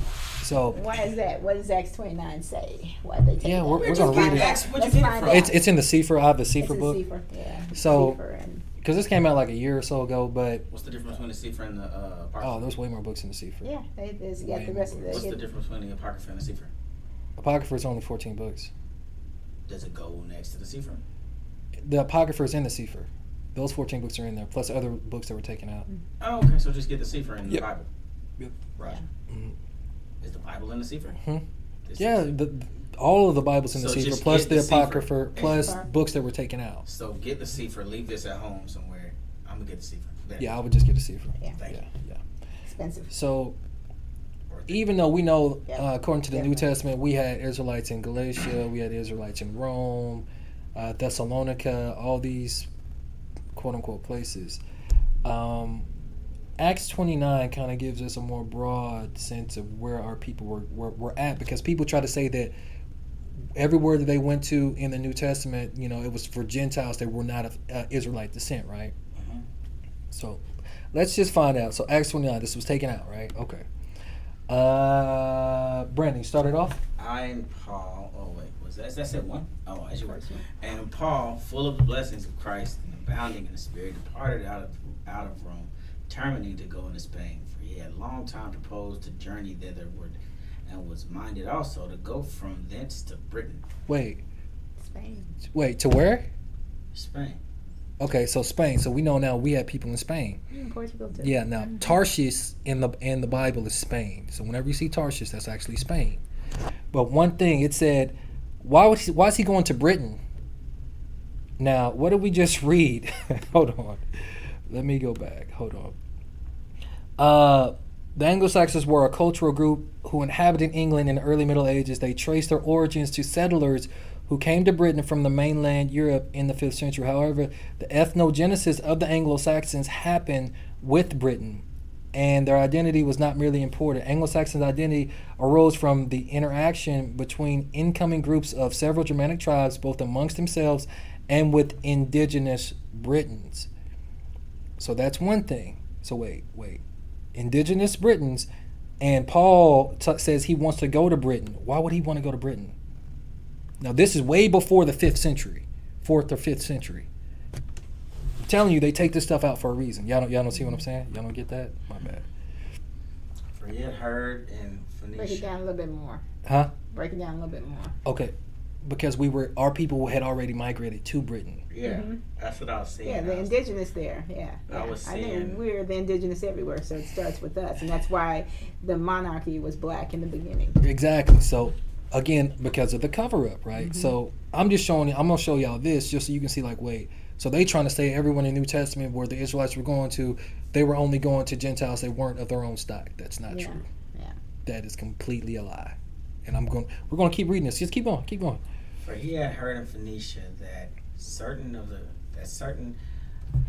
the children of Israel, about the time of the Assyrian captivity, had escaped by sea to the isles afar off, as spoken by as spoken be the prophet Esdras, Mm-hmm. and called by the Romans Britain.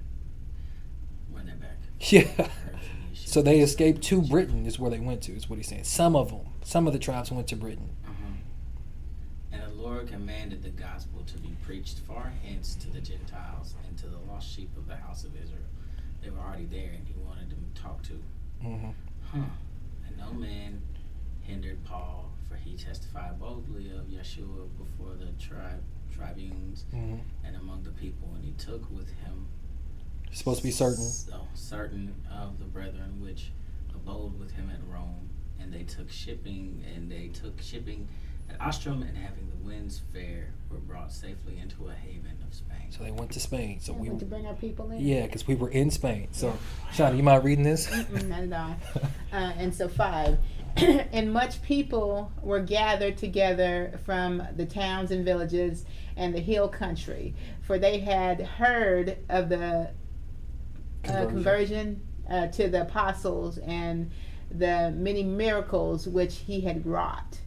And Paul preached mightily in Spain, and great multitudes believed and were converted, for they perceived he was an apostle sent from Yahuwah. Yeah, so we were in Spain long before 1492. Yeah.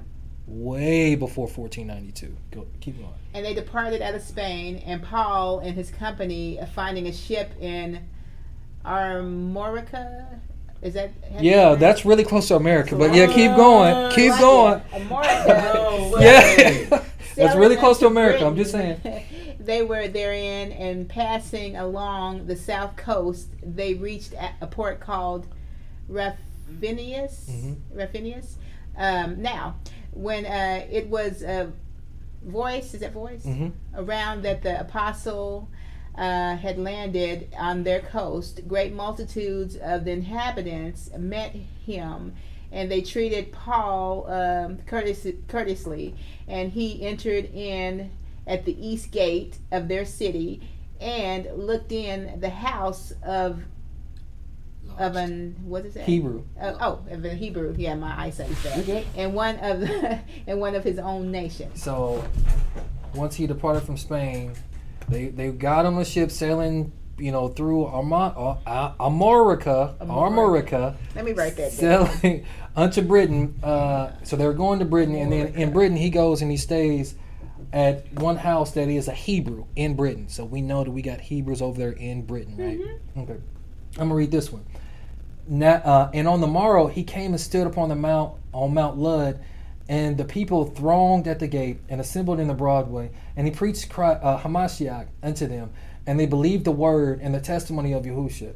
And at evening the Ruach HaKodesh fell upon Paul, and he prophesied, saying, Behold, in the last days Elohim of peace shall dwell in the cities, and the inhabitants thereof shall be numbered. And in the 7th numbering of the people, their eyes shall be opened, and the glory of their inheritance shine forth before them. The nations shall come up to worship on the mount that testifieth of the patience and long suffering of a servant of Yahuwah. And in the latter days new tidings of the Basora shall issue forth out of Jerusalem, and the hearts of the people shall rejoice. And behold, fountains shall be opened, and there shall be no more plague. In those days there shall be wars and rumors of wars, and a king shall rise up, and his sword shall be for the healing of the nations, and his peacemaking shall abide, and the glory of his kingdom a wonder among princes. Prophetic, right? Okay. Mm-hmm. 13 through 16. And it came to pass that certain of the Druids came unto Paul privately. What's a Druid? I want to say a priest, man. It is a priest. That was our people too. The Druids. Oh God, crap. But they were into like sorcery and stuff. Yeah, they were into sorcery, but there are people as well. Yeah, Google Druids as well. Yeah. And so I googled Armorica. Yeah. And everyone was afraid of the Druids. Exactly. So check this out. It says, and it came to pass that certain of the Druids came unto Paul privately, and showed by their rites and ceremonies they were descended from the Jews, which escaped from bondage in the land of Mitzrayim. And the apostle believed these things, and he gave them the kiss of peace. So our people were also Druids. Yes, they were. Just a little kiss on the cheek of peace. Yeah, our people were also Druids. Mm-hmm. It says, and Paul abode in his lodgings 3 months, confirming in the faith and preaching Hamashiach continually. And after these things, Paul and his brethren departed from Raphinius and sailed unto Actium in Gaul. Mm-hmm. So now he's going to the Galatians. That's crazy, because that's where Armorica is, in Gaul. And Paul preached in the Roman garrison among the people, exhorting all men to repent and confess their sins.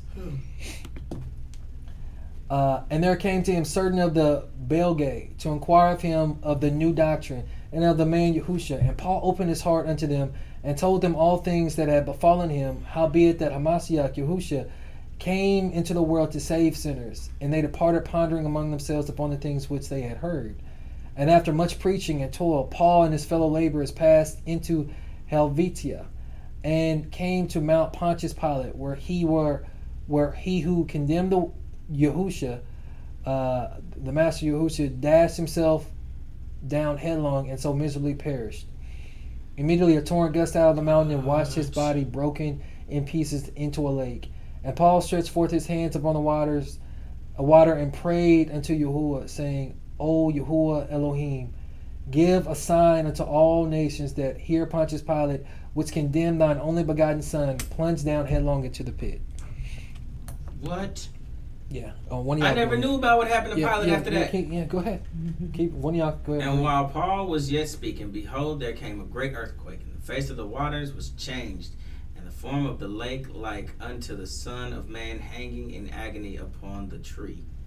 And a voice came out of heaven saying, wow, that word tree just came out of nowhere. Yeah, it was perfect. Yeah, no, it's perfect. It's true. It's true. Keep going. Wow. That's from the lynching, because he was lynched. That's the reward. Go ahead. And a voice came out of heaven saying, even Pilate hath escaped the wrath to come, for he washed his hands before the multitude of the blood shedding of the Lord Yeshua. When therefore Paul and those that were with him saw the earthquake, and heard the voice of the angel, glorified God, they were mightily strengthened in the spirit. When they journeyed and came to Mount Julius, where stood two pillars, one on the right hand and one on the left hand, erected by Caesar Augustus. Wow.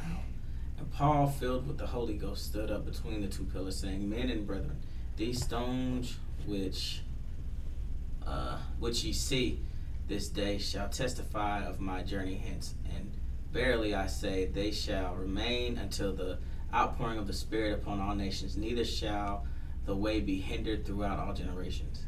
And they went forth and came unto Illyricum, intending to go to Macedonia into Asia, and grace was found in all the churches, and they prospered in peace. Amen. And have peace, amen. So again, we're answering the question who the Anglo-Saxons were. So we know that we have people already over there in Britain, right? Mm-hmm. And you, like you said, Germanic tribes. So I just wanted y'all to get the backstory from Acts 29. Okay. That's crazy. So who do the Anglo-Saxons descend from? Good question, because I'm torn now. The Caucasians. I'm so torn. The Caucasians. Well, I'm talking about the actual Anglo-Saxons. Oh, the actual Anglo-Saxons. So it says. I was about to take you to the Caucasus Mountains. Yeah, well, that's where they be. That's part of it. That's part of it. Okay, so we'll start in the middle. It says the sons of Isaac. Okay. Why do I want to do that? Oh, I'm going to start at the top. It says, in our dogged search for the lost 10 tribes of Israel, we come into contact with another ancient but important people of Northwest Europe. What is the name of that famous people? There's another name mentioned on the Behistun rock inscriptions, the name Saka in the Persian language, or according to Professor Rawlinson Sakre, in the Susian language, Saka. Is this name, Saka, connected with the people of Israel? It certainly is. We are informed by the Bible that the descendants of Israel were known as Israelites.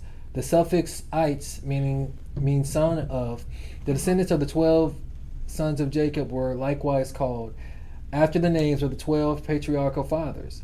The sons of Levi were called Levites. The sons of Benjamin were called Benjamites. And the sons of Dan were called Danites, and so on. So now, the sons of Isaac. Were the descendants of Isaac never called after this name?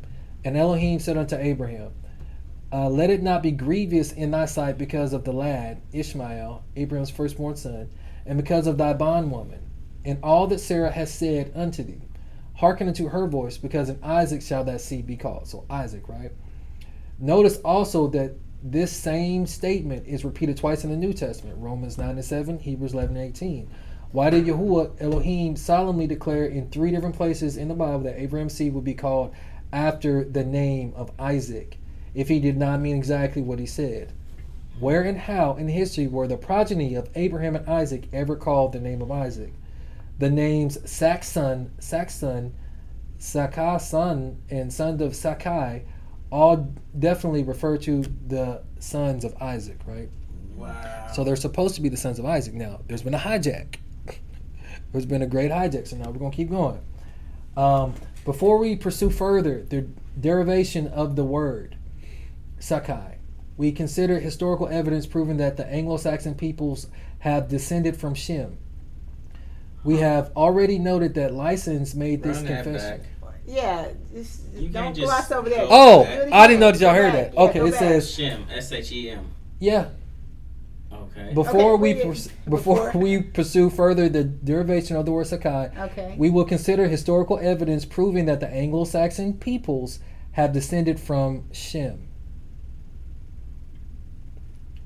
We have already noted that License made this confession. I confess that but for the universal tradition which assigns the British descent to Japheth, I should have been rather inclined to attribute to the British Celts a Semitic origin, because they were black Celts. Yeah. Everything's been everything's hijacked. black. And so that goes back to goes back to Rebecca, and Jacob and Esau, and then how we as black women hold the mitochondrial DNA, Yep. and so we can create all races, and Yep. so it all began with us. Oh, yeah. So Yeah, y'all that the makes end all be that all. makes perfect sense that Anglo-Saxon would be part of Shem. That makes sense. Oh, yeah, because we're going to dive Who is deeper. Shem? We are Shemitic. Shem's the one that taught Noah everything. Yeah. He was he was a priest of Elohim. I didn't know. And the father of the Well, he didn't talk. He didn't teach Noah everything. Yeah. Noah taught him, but Shem, Ham, and the Japheth. father of the Negroes. That's He was one of the 8 that survived the Hamitic, flood. We're Shemitic. He's our father. Yeah, because we all go through the line of Shem. Yeah, we go through Shem. We're not But it's it's not actually our not father. Shem We're not either. him. We've been saying it wrong. It's actually Shame. Shame. Shame is actually how you pronounce it. So it's not Shemitic. There's that word Shemitic. again. Exactly. It's actually Shame. It's not Shem. There is that man Shame. Exactly. This is my So, boots ain't this tall. say what? My boots ain't tall enough. Okay, so okay, so I confess that, but for the universal tradition which assigns our British descent to Japheth, I should have been rather inclined to attribute the British Celts to Semitic origin. So only talking about the British Celts, both on account of the relics of worship which we find in Britain, where we know we had people already there, Yep. and also on account of the language.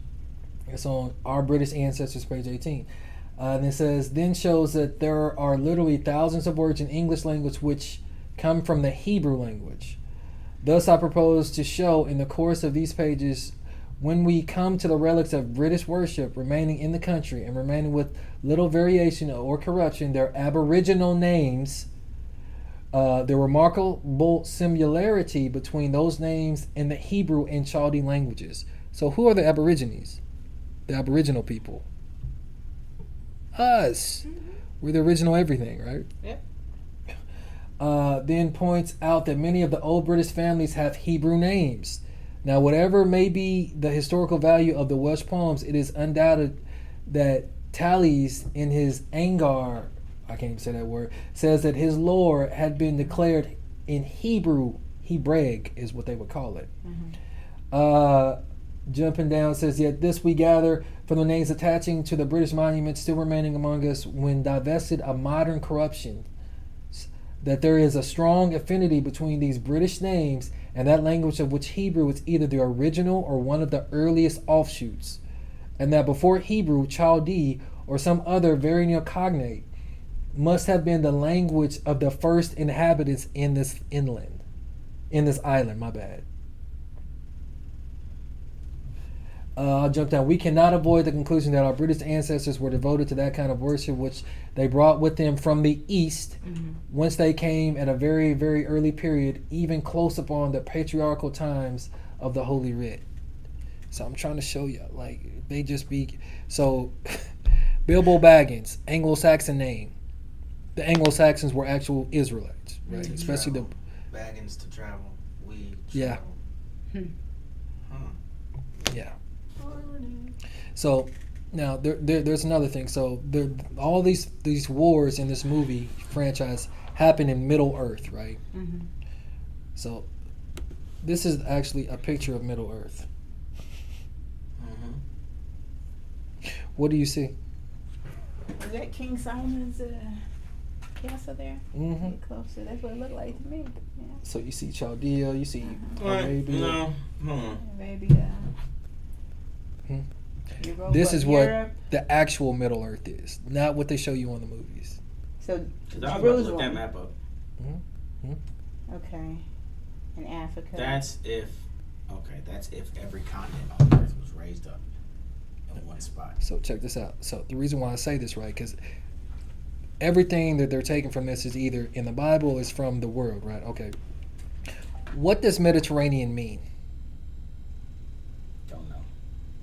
Okay. No, I don't know either. All right. Read this. That's This. Mediterranean What is Sea. that? Read the number 2. Okay, so number 2,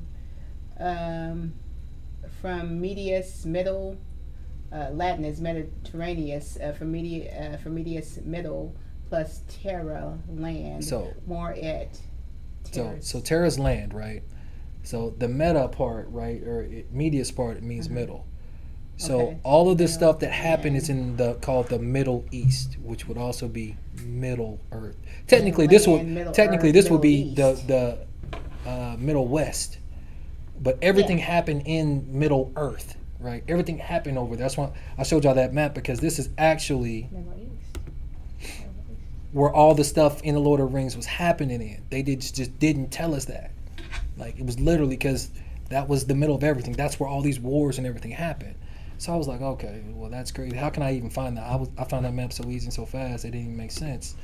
So, what do y'all know about Gandalf? You shall not pass.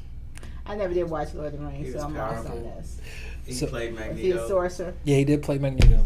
He's a sorcerer? So, one thing that I forgot to put in there, like, this is how you know they're talking about our people. What's in his right hand? Staff. I always thought about Noah. Well, not Noah, Moses. Exactly. Mhm. Especially You shall not pass. I thought about that. I was like, with this stick, you will do my wonders. Right, exactly. Because like if you go to like the legends of that staff, that was a gifted staff that Moses was given that he found. I feel like I'm going to buy me a staff. Oh yeah, I got one at the house. Yeah, you need, yeah. I've you need to got get you something, but it ain't a staff. Ah, It's gonna be It's a got staff. a rod and a staff. It's got magazines. They come for me. They Yeah. come Sure for me. does. Staff, yeah. So Every time as I we pull the continue, charging so handles over there. I want actually, Brent, I want you to read this next one about Gandalf, because everything about this is about us. Right. Read the highlighted portion. Okay. You like to stand up. Yeah, you would. Yeah. I didn't want to put that on Shauna. You Back got in my it. younger years, I'd be like, oh, I can see that from back across the street. Yeah, these bifocals ain't even In working. the Hobbit, Gandalf assists the dwarves and the Hobbit Bilbo with their quest to retake the Lonely Mountain from the Smaug, the dragon. Leaves them to urge the White Council to expel Sauron from his fortress of Dol Guldur. So who is Sauron? Do y'all know who Sauron is? He's the The villain. Yeah, he's black though. He's a demon that's dressed in all black. Yeah. Now, Oh, this part of the movie. right. Okay, So okay. now you said that Gandalf went to go talk to who? He went to talk to the White Council to expel Sauron from his fortress of Dol Guldur. So went to talk to the White Council. I'm trying to get y'all to break the spell though, because like, why is it got to be a white council? All of these dwarves and elves and man Because- coming against Solomon because he was ruling everything. Because in the book, everything that is white is light, and everything pure. that is dark is from negative. And it's even in that white dictionary that to be of black is to be without shape, without form, without It's a dead entity. yeah, Right. yeah. But It's also called they've also changed- Negromancy. But Look they've that up. also changed the meaning of the word black. It didn't Thought that used to was Negro. mean Mhm. what it means now. It didn't used to mean dark. Right. You know, they've changed the meaning of the words. You got to watch their dictionaries. They change it every few years. They keep trying to keep us confused with this whole language is witchcraft, right? So keep going. Keep reading on. Alright, in the quest, Bilbo finds a magical ring. The expulsion succeeds, but in The Lord of the Rings, Gandalf reveals that Sauron's retreat was only a feint, as he soon reappeared in Mordor. Gandalf further explains that after years of investigation, he is sure that Bilbo's ring is the one ring that Sauron needs to dominate the whole of Middle-earth. So this one ring again gives you power over every ring and everybody, right? Okay, keep going. Alright. The Council of Elrond creates the Fellowship of the Ring, with Gandalf as its leader. To defeat Sauron by destroying the ring, he takes them south and through the Misty Mountains, but is killed fighting a Balrog, an evil spirit being in the underground realm of Moria. After he dies, he is sent back from Valinor, roger that, to Middle-earth to complete his mission To as the Middle Gandalf East. the White. I remember that. Never mind. Now this is where it's about to start getting crazy. Go He ahead. reappears in dazzling light to three of the Fellowship. Wow. So, what does that remind you of? Well, go keep reading. Just keep reading. Christ. Mm-hmm. Freaking. And helps to counter the enemy in Rohan, then in Gondor, and finally at the Black Gate of Mordor. In each case, largely by offering guidance.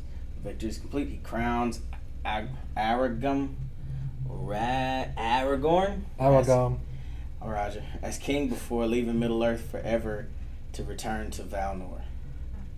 Now read the next one. Tolkien once described Gandalf as an angel incarnate. So he's an angel. Later, both he and other scholars have likened Gandalf to the Norse god Odin in his Wanderer Gauls. Right. Others have described Gandalf as a guide figure who assists the protagonist, comparable to the Cumean Sibyl, who assisted Aeneas. And Virgil's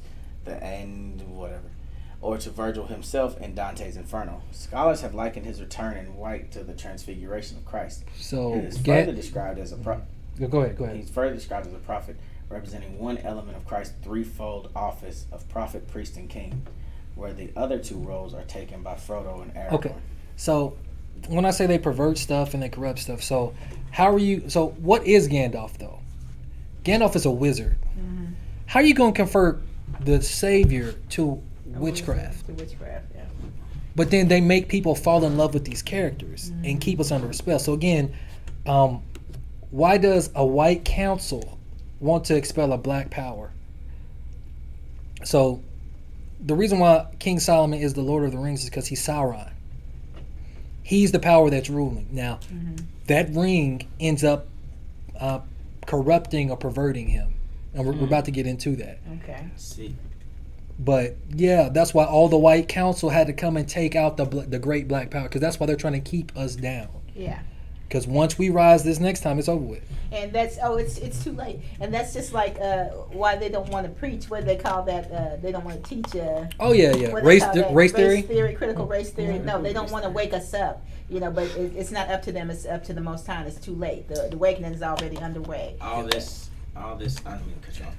No, I was through. I was through, brother. Sure? Yeah, I was through, brother. Go ahead. It reminds me of Timbaland, and I'm pretty sure he might have known what he was saying when he said it. I mean, he wrote it, but I don't know if he knew that it would transform into this. When he said, see the black man scared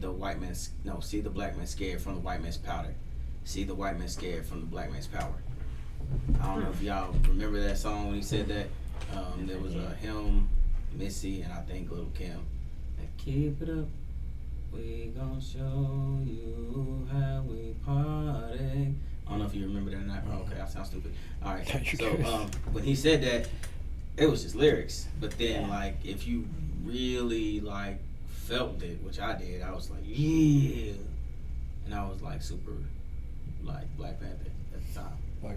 I was young. And I used to always think, I'd tell my dad, because my dad was a minister, I said, you know what, we had to do something horrible to be in this condition that we're in. I always thought that we had a hand, we were the ones that killed Jesus. I used to always say that as a little girl, that this is why we're going through this, because of what we did. I didn't understand then how true that statement would have been, that it was through our own fall that we let his blood be upon us, man. Y'all crazy. I wish I could see my answers right now, boy.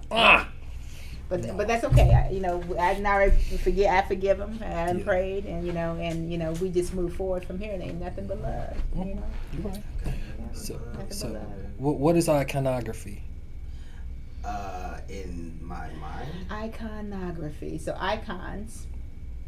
Put that down. Oh yeah, it's the whitewashing of the. There you go. Or, That's it. I don't know the word. I Just to make it plain, yeah, like whitewashing it's the of our science images. of identification, description, classification, and interpretation of symbols, themes, and subject matter in the visual arts. They use that to, like she said, whitewash. Just to say that. So, again, the Lord of the Rings, right? Solomon is Lord of the Rings. He's Sauron. Sauron. He's the main villain. But let's actually get into why I say he's the Lord of the Rings, right? Okay. So we're going to go to the Legends of the Jews, book 4. I'll read this one. It says, Solomon, it must be remembered, bore rule not only over men, but also over the beasts of the field, the birds of the air, demons, spirits, and the specters of the night. He knew the language of all of them, and they understood his language. How? Direct Because we've link. been given dominion, He had a direct link to the Most High. Right. He and did the what he Father's was- given us dominion. He did what he was supposed to do. So this particular slide was actually in the last one, so I'm going to hurry up and read the second paragraph. It says, when Solomon was of good cheer by reason of wine, he summoned the beasts of the field, the birds of the air, the creeping reptiles, the shades, the specters, and the ghosts to perform their dances before the kings, his neighbors, whom he invited to witness his power and greatness.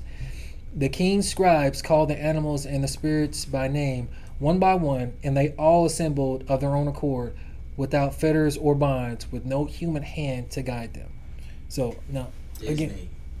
again, Disney. Right. Reminds me of a bunch of Disney cartoons. All Right. Disney cartoons. They Got start to do singing it. a song and birds do what they want them to do. because I wanted to try to put everything in here, but I'm gonna have to do another part. But he's the Lord. Solomon's the Lord of the Rings. He's the literal Lord of the Rings. He's the basis of him making that whole franchise. And I say that because again, we're in the Legend of the Jews. Like this is written before any of that mess was written, right? Okay, let's keep going.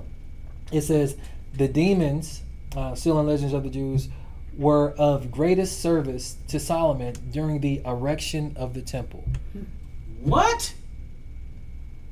The demons were of greatest service to Solomon during the erection of the temple. This here is like a loaded It came about in this wise. When Solomon began the building of the temple, it once happened that a malicious spirit snatched away the money and the food of one of the king's favorite pages. This occurred several times, and Solomon was not able to lay hold on the malefactor. The king besought Elohim frequently to deliver the wicked spirit into his hands. His prayer was granted. The archangel Michael appeared to him and gave him a small ring having a seal consisting of an engraved stone. And he said to him, "Take, O Solomon, king, son of David, the gift which Yahuwah Elohim, the highest Zabaoth, have sent unto thee. With it thou shalt lock up all the demons of the earth, male and female, and with their help thou shalt build up Jerusalem. But thou must wear this seal of Elohim, and this engraving of the seal of the ring sent thee is a pentalapha. Pentalpha. Yeah, pentalpha, whatever you want to call it. I'm just reading it. Armed with it, Solomon called up all the demons before him, and he asked of each in turn his or her name, as well as the name of the star of the constellation or zodiacal sign, and of the particular angel to the influence of which each is subject. One after another, the spirits were vanquished and compelled by Solomon to aid in the construction of the temple. So this is in the Legend of the Jews. And I'm saying this because That's crazy. you can't put a limit on the Creator, on what type of wisdom he can give people. Yeah. And you can either use it good or bad, right? So now this is in the Legend of the Jews, right? Mm-hmm. Allegedly, an archangel, Michael, gave him this ring that gave him all power and dominion. Now, so I would call this like the former ring. I would call that the former ring because we would need an object. We don't necessarily need that But now. you know that's what I call my tat, my seal. Hey, it is a Yeah, seal. My Put it seal on. of Yahuwah. That's what Yeah. I've always called it since the beginning. My seal, because I didn't know much about it, and I said, I sure hope I'm not putting something on me that's. But I wasn't. I was so compelled and called to do it. I wanted that last verse. Okay. Sign and the particular angel to the influence of which each is subject. one after another. Okay, so by that admission, the demons who once were angels, some of them were actual demons. Some of them were fallen angels. There's a difference. Okay, all right, good to go. So, but by that, that's a lot. That's what I'm saying. Like, Yeah, I'm not even getting some to of them all are of that. children of the fallen angels. Some that became evil spirits upon the earth. Exactly. That's We're what gonna get came into. We're gonna through. touch Book of on some of Enoch that here in a talks minute. about it. But I'm saying, like, you have an angel over you. So basically, it's not that you have an angel over you. There's if he created a demon to perform certain evil things, he had to create an angel that was more powerful that could stop it. Yeah. That's what that is. Balance. He's a perfect balance. Elohim of balance. Good and evil. He creates them all. Why But there's got to be a evil? balance. Because you don't tell the Father what he does. He doesn't do things. That's why. What do you mean? I knew that was gonna come back. I'm about to say, yeah. I don't. When I asked that question, I was like, I wonder it too sometimes. Like why create evil? But at the same token, like, I don't live forever. I don't get to see all things. I don't know all things. So I don't know. Yeah. So we don't know why, but he does. So. Maybe that's what keeps the fabric of this reality together. together. I call it playing chess because we don't know why we're truly here. But I think some of us are actually on contract, but we don't know why we're truly here. So I call it the Father playing chess. It's a big game that's going on. And in the end, we know how it ends. We know how it ends. 12 years old. Yep. So. But we win. In the end, we know how it ends. We know how it ends. I had a dream. I got to ask myself a question, which was ridiculous because I was standing in an alley asking myself a question. But anyway, I was looking at myself and I asked me a question. Okay. If you got you were looking at your higher self, you didn't even know it. If you got to meet the Most High, Mm-hmm. what would the one thing you want to know? I said everything. I want to know it all. I want to know. Well, one why. day. Yeah, one day That's you can it. ask him. One day we'll be able. We'll know it. One day we'll know I it. smiled at me and walked off. Hmm. And that was it. That's the end of the dream.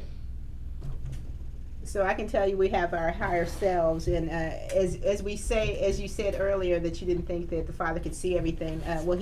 I don't believe that he can see everything, but that's what the angels are for. They're writing everything down, and that's what the records are for. That are being kept when the books are open. There's actually they call it the Akashic records or Akashic records. Akashic records. That's what the angels are writing down. That's the books that are going to be open. Is what they're recording everything in. So he may not see everything right now. Because he only sees the prayers of the righteous, so you got to be righteous. I couldn't put everything in here, but one day, when the books are open, that's the records that the angels have been keeping. Hot in here, too hot. Yeah, it's really hot. Yeah, that's where. You want me to turn that seat up? Is that what you're saying? Yeah, that would be cool. Yeah. I'm trying, man. I was trying. Yeah, but that's the records the angels have been keeping record of. So when he opens the books, he's gonna have everything right there. So it's kind of like if that's his position, like he's the big boss. So everybody else works for him. So there's no need for him to look into any of that until time comes when the books are open. So man, I'm scared of that whooping. Yeah. Well, you got to have fear. That's why you work out your salvation with fear and trembling. Because you don't know what he's going to do. You fear Yahuwah because he wants you to fear him. And you're supposed to. That is the funny. That's funny you say that. Because I, again, created this idea of how I was going to raise my kids of my own volition. Nobody hated me. No Bible, no book, no nothing. I said I'm going to raise my kids with these two principles. Fear me for what I'll do to you if you do something wrong. Love me for everything that I'll give you for doing everything that you're supposed to do. What is it? Love through admiration, fear through discipline. Discipline through fear, love through admiration. That's what I raised them on. And that's crazy that you would say that. My daughter just turned 9. My oldest just turned 9. And 9 years later, I'm hearing you say exactly that. Yeah. Just different words. And I have no children. This is what it is. So just gotta keep going because we still got some stuff to get off. Okay. So now we're gonna jump to the antiquity of the Jews, right? Because we're trying to do this over, at a mouth of 2 or 3 witnesses. So we were just in, what was that? What were we just in? The legends of the Jews. So now we're going to the antiquity of the Jews, right? And it says, he also composed, talking about Solomon, composed books of odes and songs 1,005, of parables and similitudes 3,000.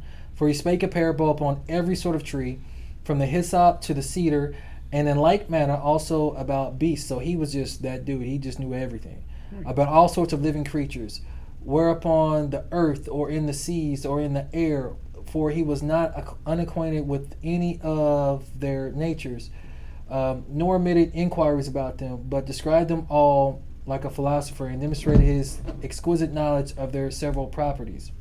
Now this is where it gets interesting.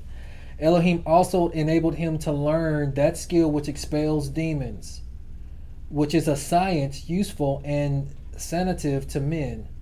He composed such incantations also by which tempters are alleviated, and he left behind him the manner of using exorcisms, by which they drive away demons, so that they never return. And this method of cure is of great force unto this day. Now this is Josephus talking. For I have seen a certain man of my own country, whose name was Eleazar, releasing people that were demoniacal, in the presence of Vespasian and his sons and his captains and the whole multitude of his soldiers. The manner of the cure was this: he put a ring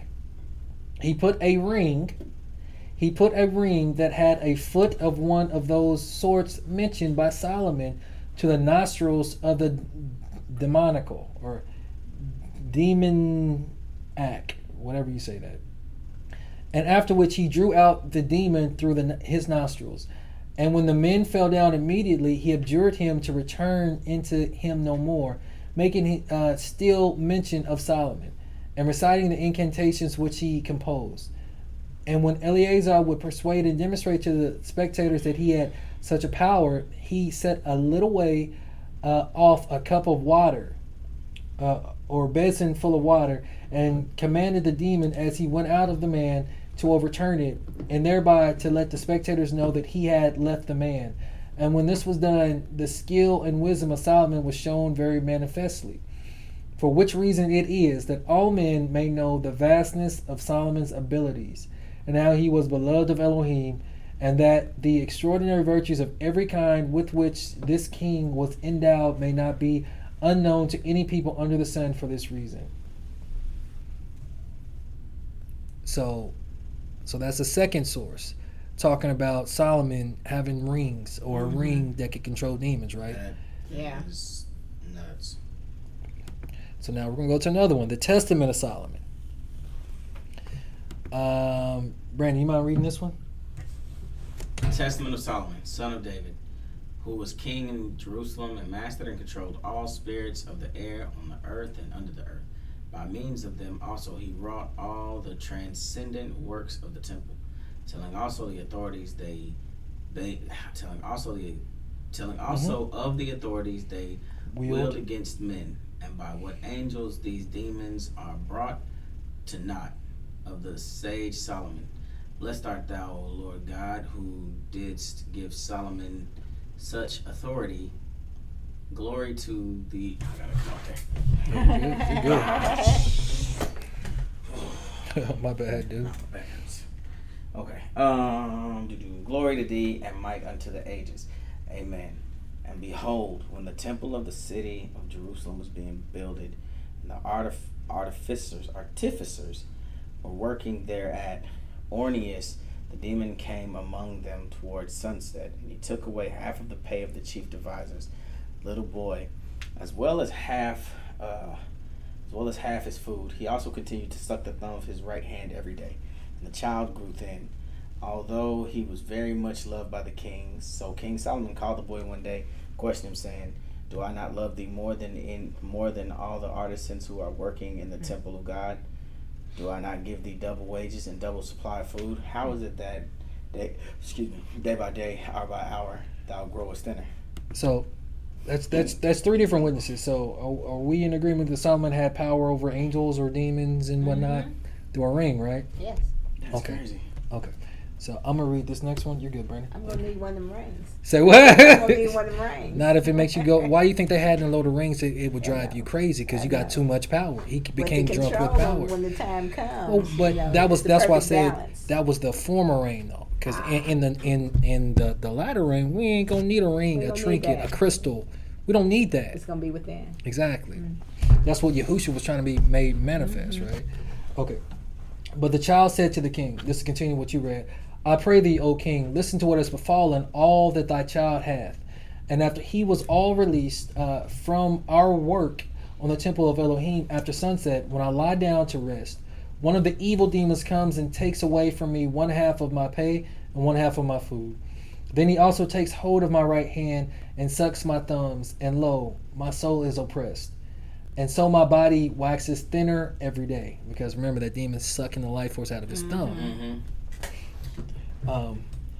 But when I, Solomon, heard this, I entered the temple of Elohim and prayed with all my soul, night and day, that the demon might be delivered into my hands, and that I might gain authority over him. And it came about through my prayer that grace was given to me, that Yahuwah Sabaoth by Mikael, his archangel, again, brought me a little ring, having a seal consisting of an engraved stone, and said to me, Take, O Solomon, king, son of David, the gift which Yahuwah Elohim has sent thee, the highest Sabaoth. With it thou shalt lock up all the demons of the earth, male and female, and with their help thou shalt build up Jerusalem. But thou must wear this seal of Elohim, and this engraving of the seal of the ring sent you is a pentalef. Off, whatever. Didn't we read that already? Exactly. So once Yahushua died for us, we no longer need that because we never really needed it. We never really needed it because you don't really see Moses and none of them really like having to, even though he did have the staff. They had things. They had something tangible that was of the Most High. That Samuel grabbed the dead hip of an animal. Mm-hmm. And the bones and used that, and the Most High endowed that. So we never needed that. But for some reason, for Solomon's time, maybe because he was so materialistic, and needed to have something, because that was probably a gold ring. Yeah, it was gold. So maybe he had to have a messing symbol. with King Solomon, it had to be gold. Yeah, maybe he had to have a symbol. Yeah. So I'm just saying. And then it says, and I, Solomon, was overjoyed and prayed and glorified the Elohim of heaven and earth. And on the morrow I called the boy and gave him the ring and said to him, Take this, and at the hour in which the demon shall come unto thee, throw this ring at the chest of the demon, and say to him, In the name of Elohim, King Solomon calls thee thither. And then do thou come running to me, without having any misgivings or fear in respect of aught thou mayest hear on the part of the demon. Right? Oh, man. So do y'all remember, because you had read about Orneas, do y'all remember Orneas? We had, he was actually in the Lost Book of King Og. It was one of the demons in that one, in the 100,000 Giant War. Well, what? Yeah. It's the what? If you go to Stranger Things 1, the first one, we go over the Lost Book of King Og, there was this 100,000 Giant War, and Orneas was one of the demons on there. So was Beelzebub, if I'm not mistaken. Mm-hmm. But Yeah. say what? Yeah. So it says, So the child took the ring and went off, and behold, at the customary hour, Orneas, the fierce demon, came like a burning fire to take the pay from the child. But the child, according to the instructions received from the king, threw the ring at the chest of the demon and said, King Solomon calls thee thither. And then he went off at a run to the king. But the demon cried out, saying, Child, why hast thou done this to me? Take this ring off me, and I will render to thee the gold of the earth. Only take this off me, and forbear to lead me away to Solomon. He ain't worried about no gold. King Solomon got all the gold right now. Mm-hmm. So, and then it says, But the child said to the demon, As Yahuwah Elohim of Israel liveth, I will not brook thee. So come thither. And the child came at a run, rejoicing to the king, and said, I have brought the demon, O king, as thou didst command me. O my master, and behold, he stands before the gates of the court of thy palace, crying out and supplicating with a loud voice, offering me the silver and gold of the earth, if I will only bring him unto thee. And Solomon heard this, and he rose up from his throne and went outside into a vestibule of the court of his palace. And there he saw the demon, shuddering and trembling. And he said to him, Who art thou? And the demon answered, I am called Orneas. So this is like a picture of what they depict was actually happening right then and there. So I'm going to have to do this in 2 other parts because we still got 20 slides. Just on the sidebar, President Biden has tested positive again for COVID. The White House says. Oh, the White Council said that? That Yeah. is so cool. Okay. Listen, is this recording? Yeah, Yes. it's still I'm recording. We're not live. gonna say it. Yeah, Oh, we you live? don't. Mhm. So I'm gonna finish Yeah, this that's slide, it. and then I'm gonna have to do another part to that. It says, and Solomon said to him, "Tell me, O demon, to what zodiacal sign thou art subject?" And he answered, "To the water pourer, and those who are consumed with desire for the noble virgins upon earth.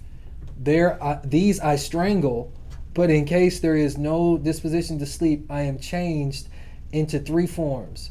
Whenever men come to be enamored of women, I metamorphose myself into a comely female, and I take hold of the men in their sleep and play with them."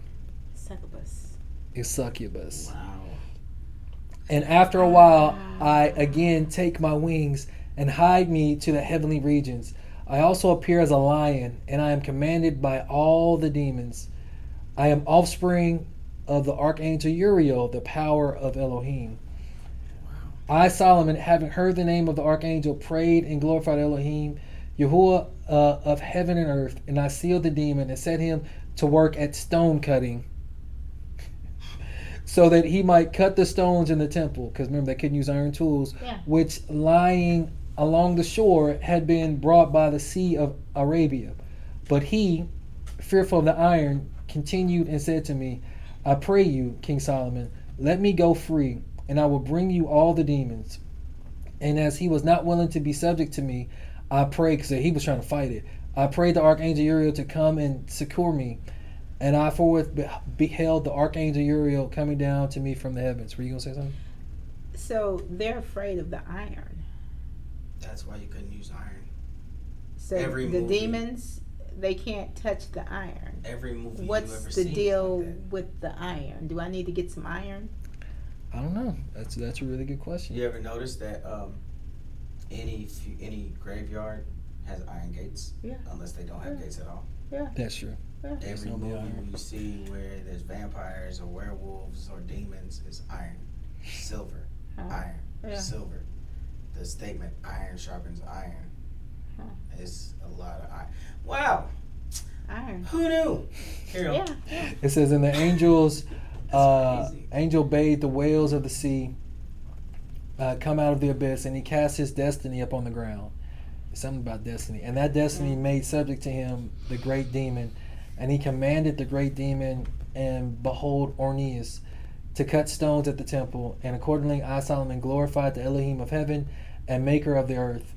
And he bade Orneus come with his destiny, and gave him the seal, saying, away with you, or thee, and bring me thither the prince of all demons. Who's the prince of all demons? Satan. Satan. Well, Satan just means adversary, but Question. we're going to break this into another part, Beelzebub. because there's still about 20 slides, so yeah, we got that. Question, ma'am. I'm listening. What if you remember when you was telling us earlier about We'll cut this into another part. Shabbat shalom, everybody. Shabbat shalom. Shabbat Shalom, Ra.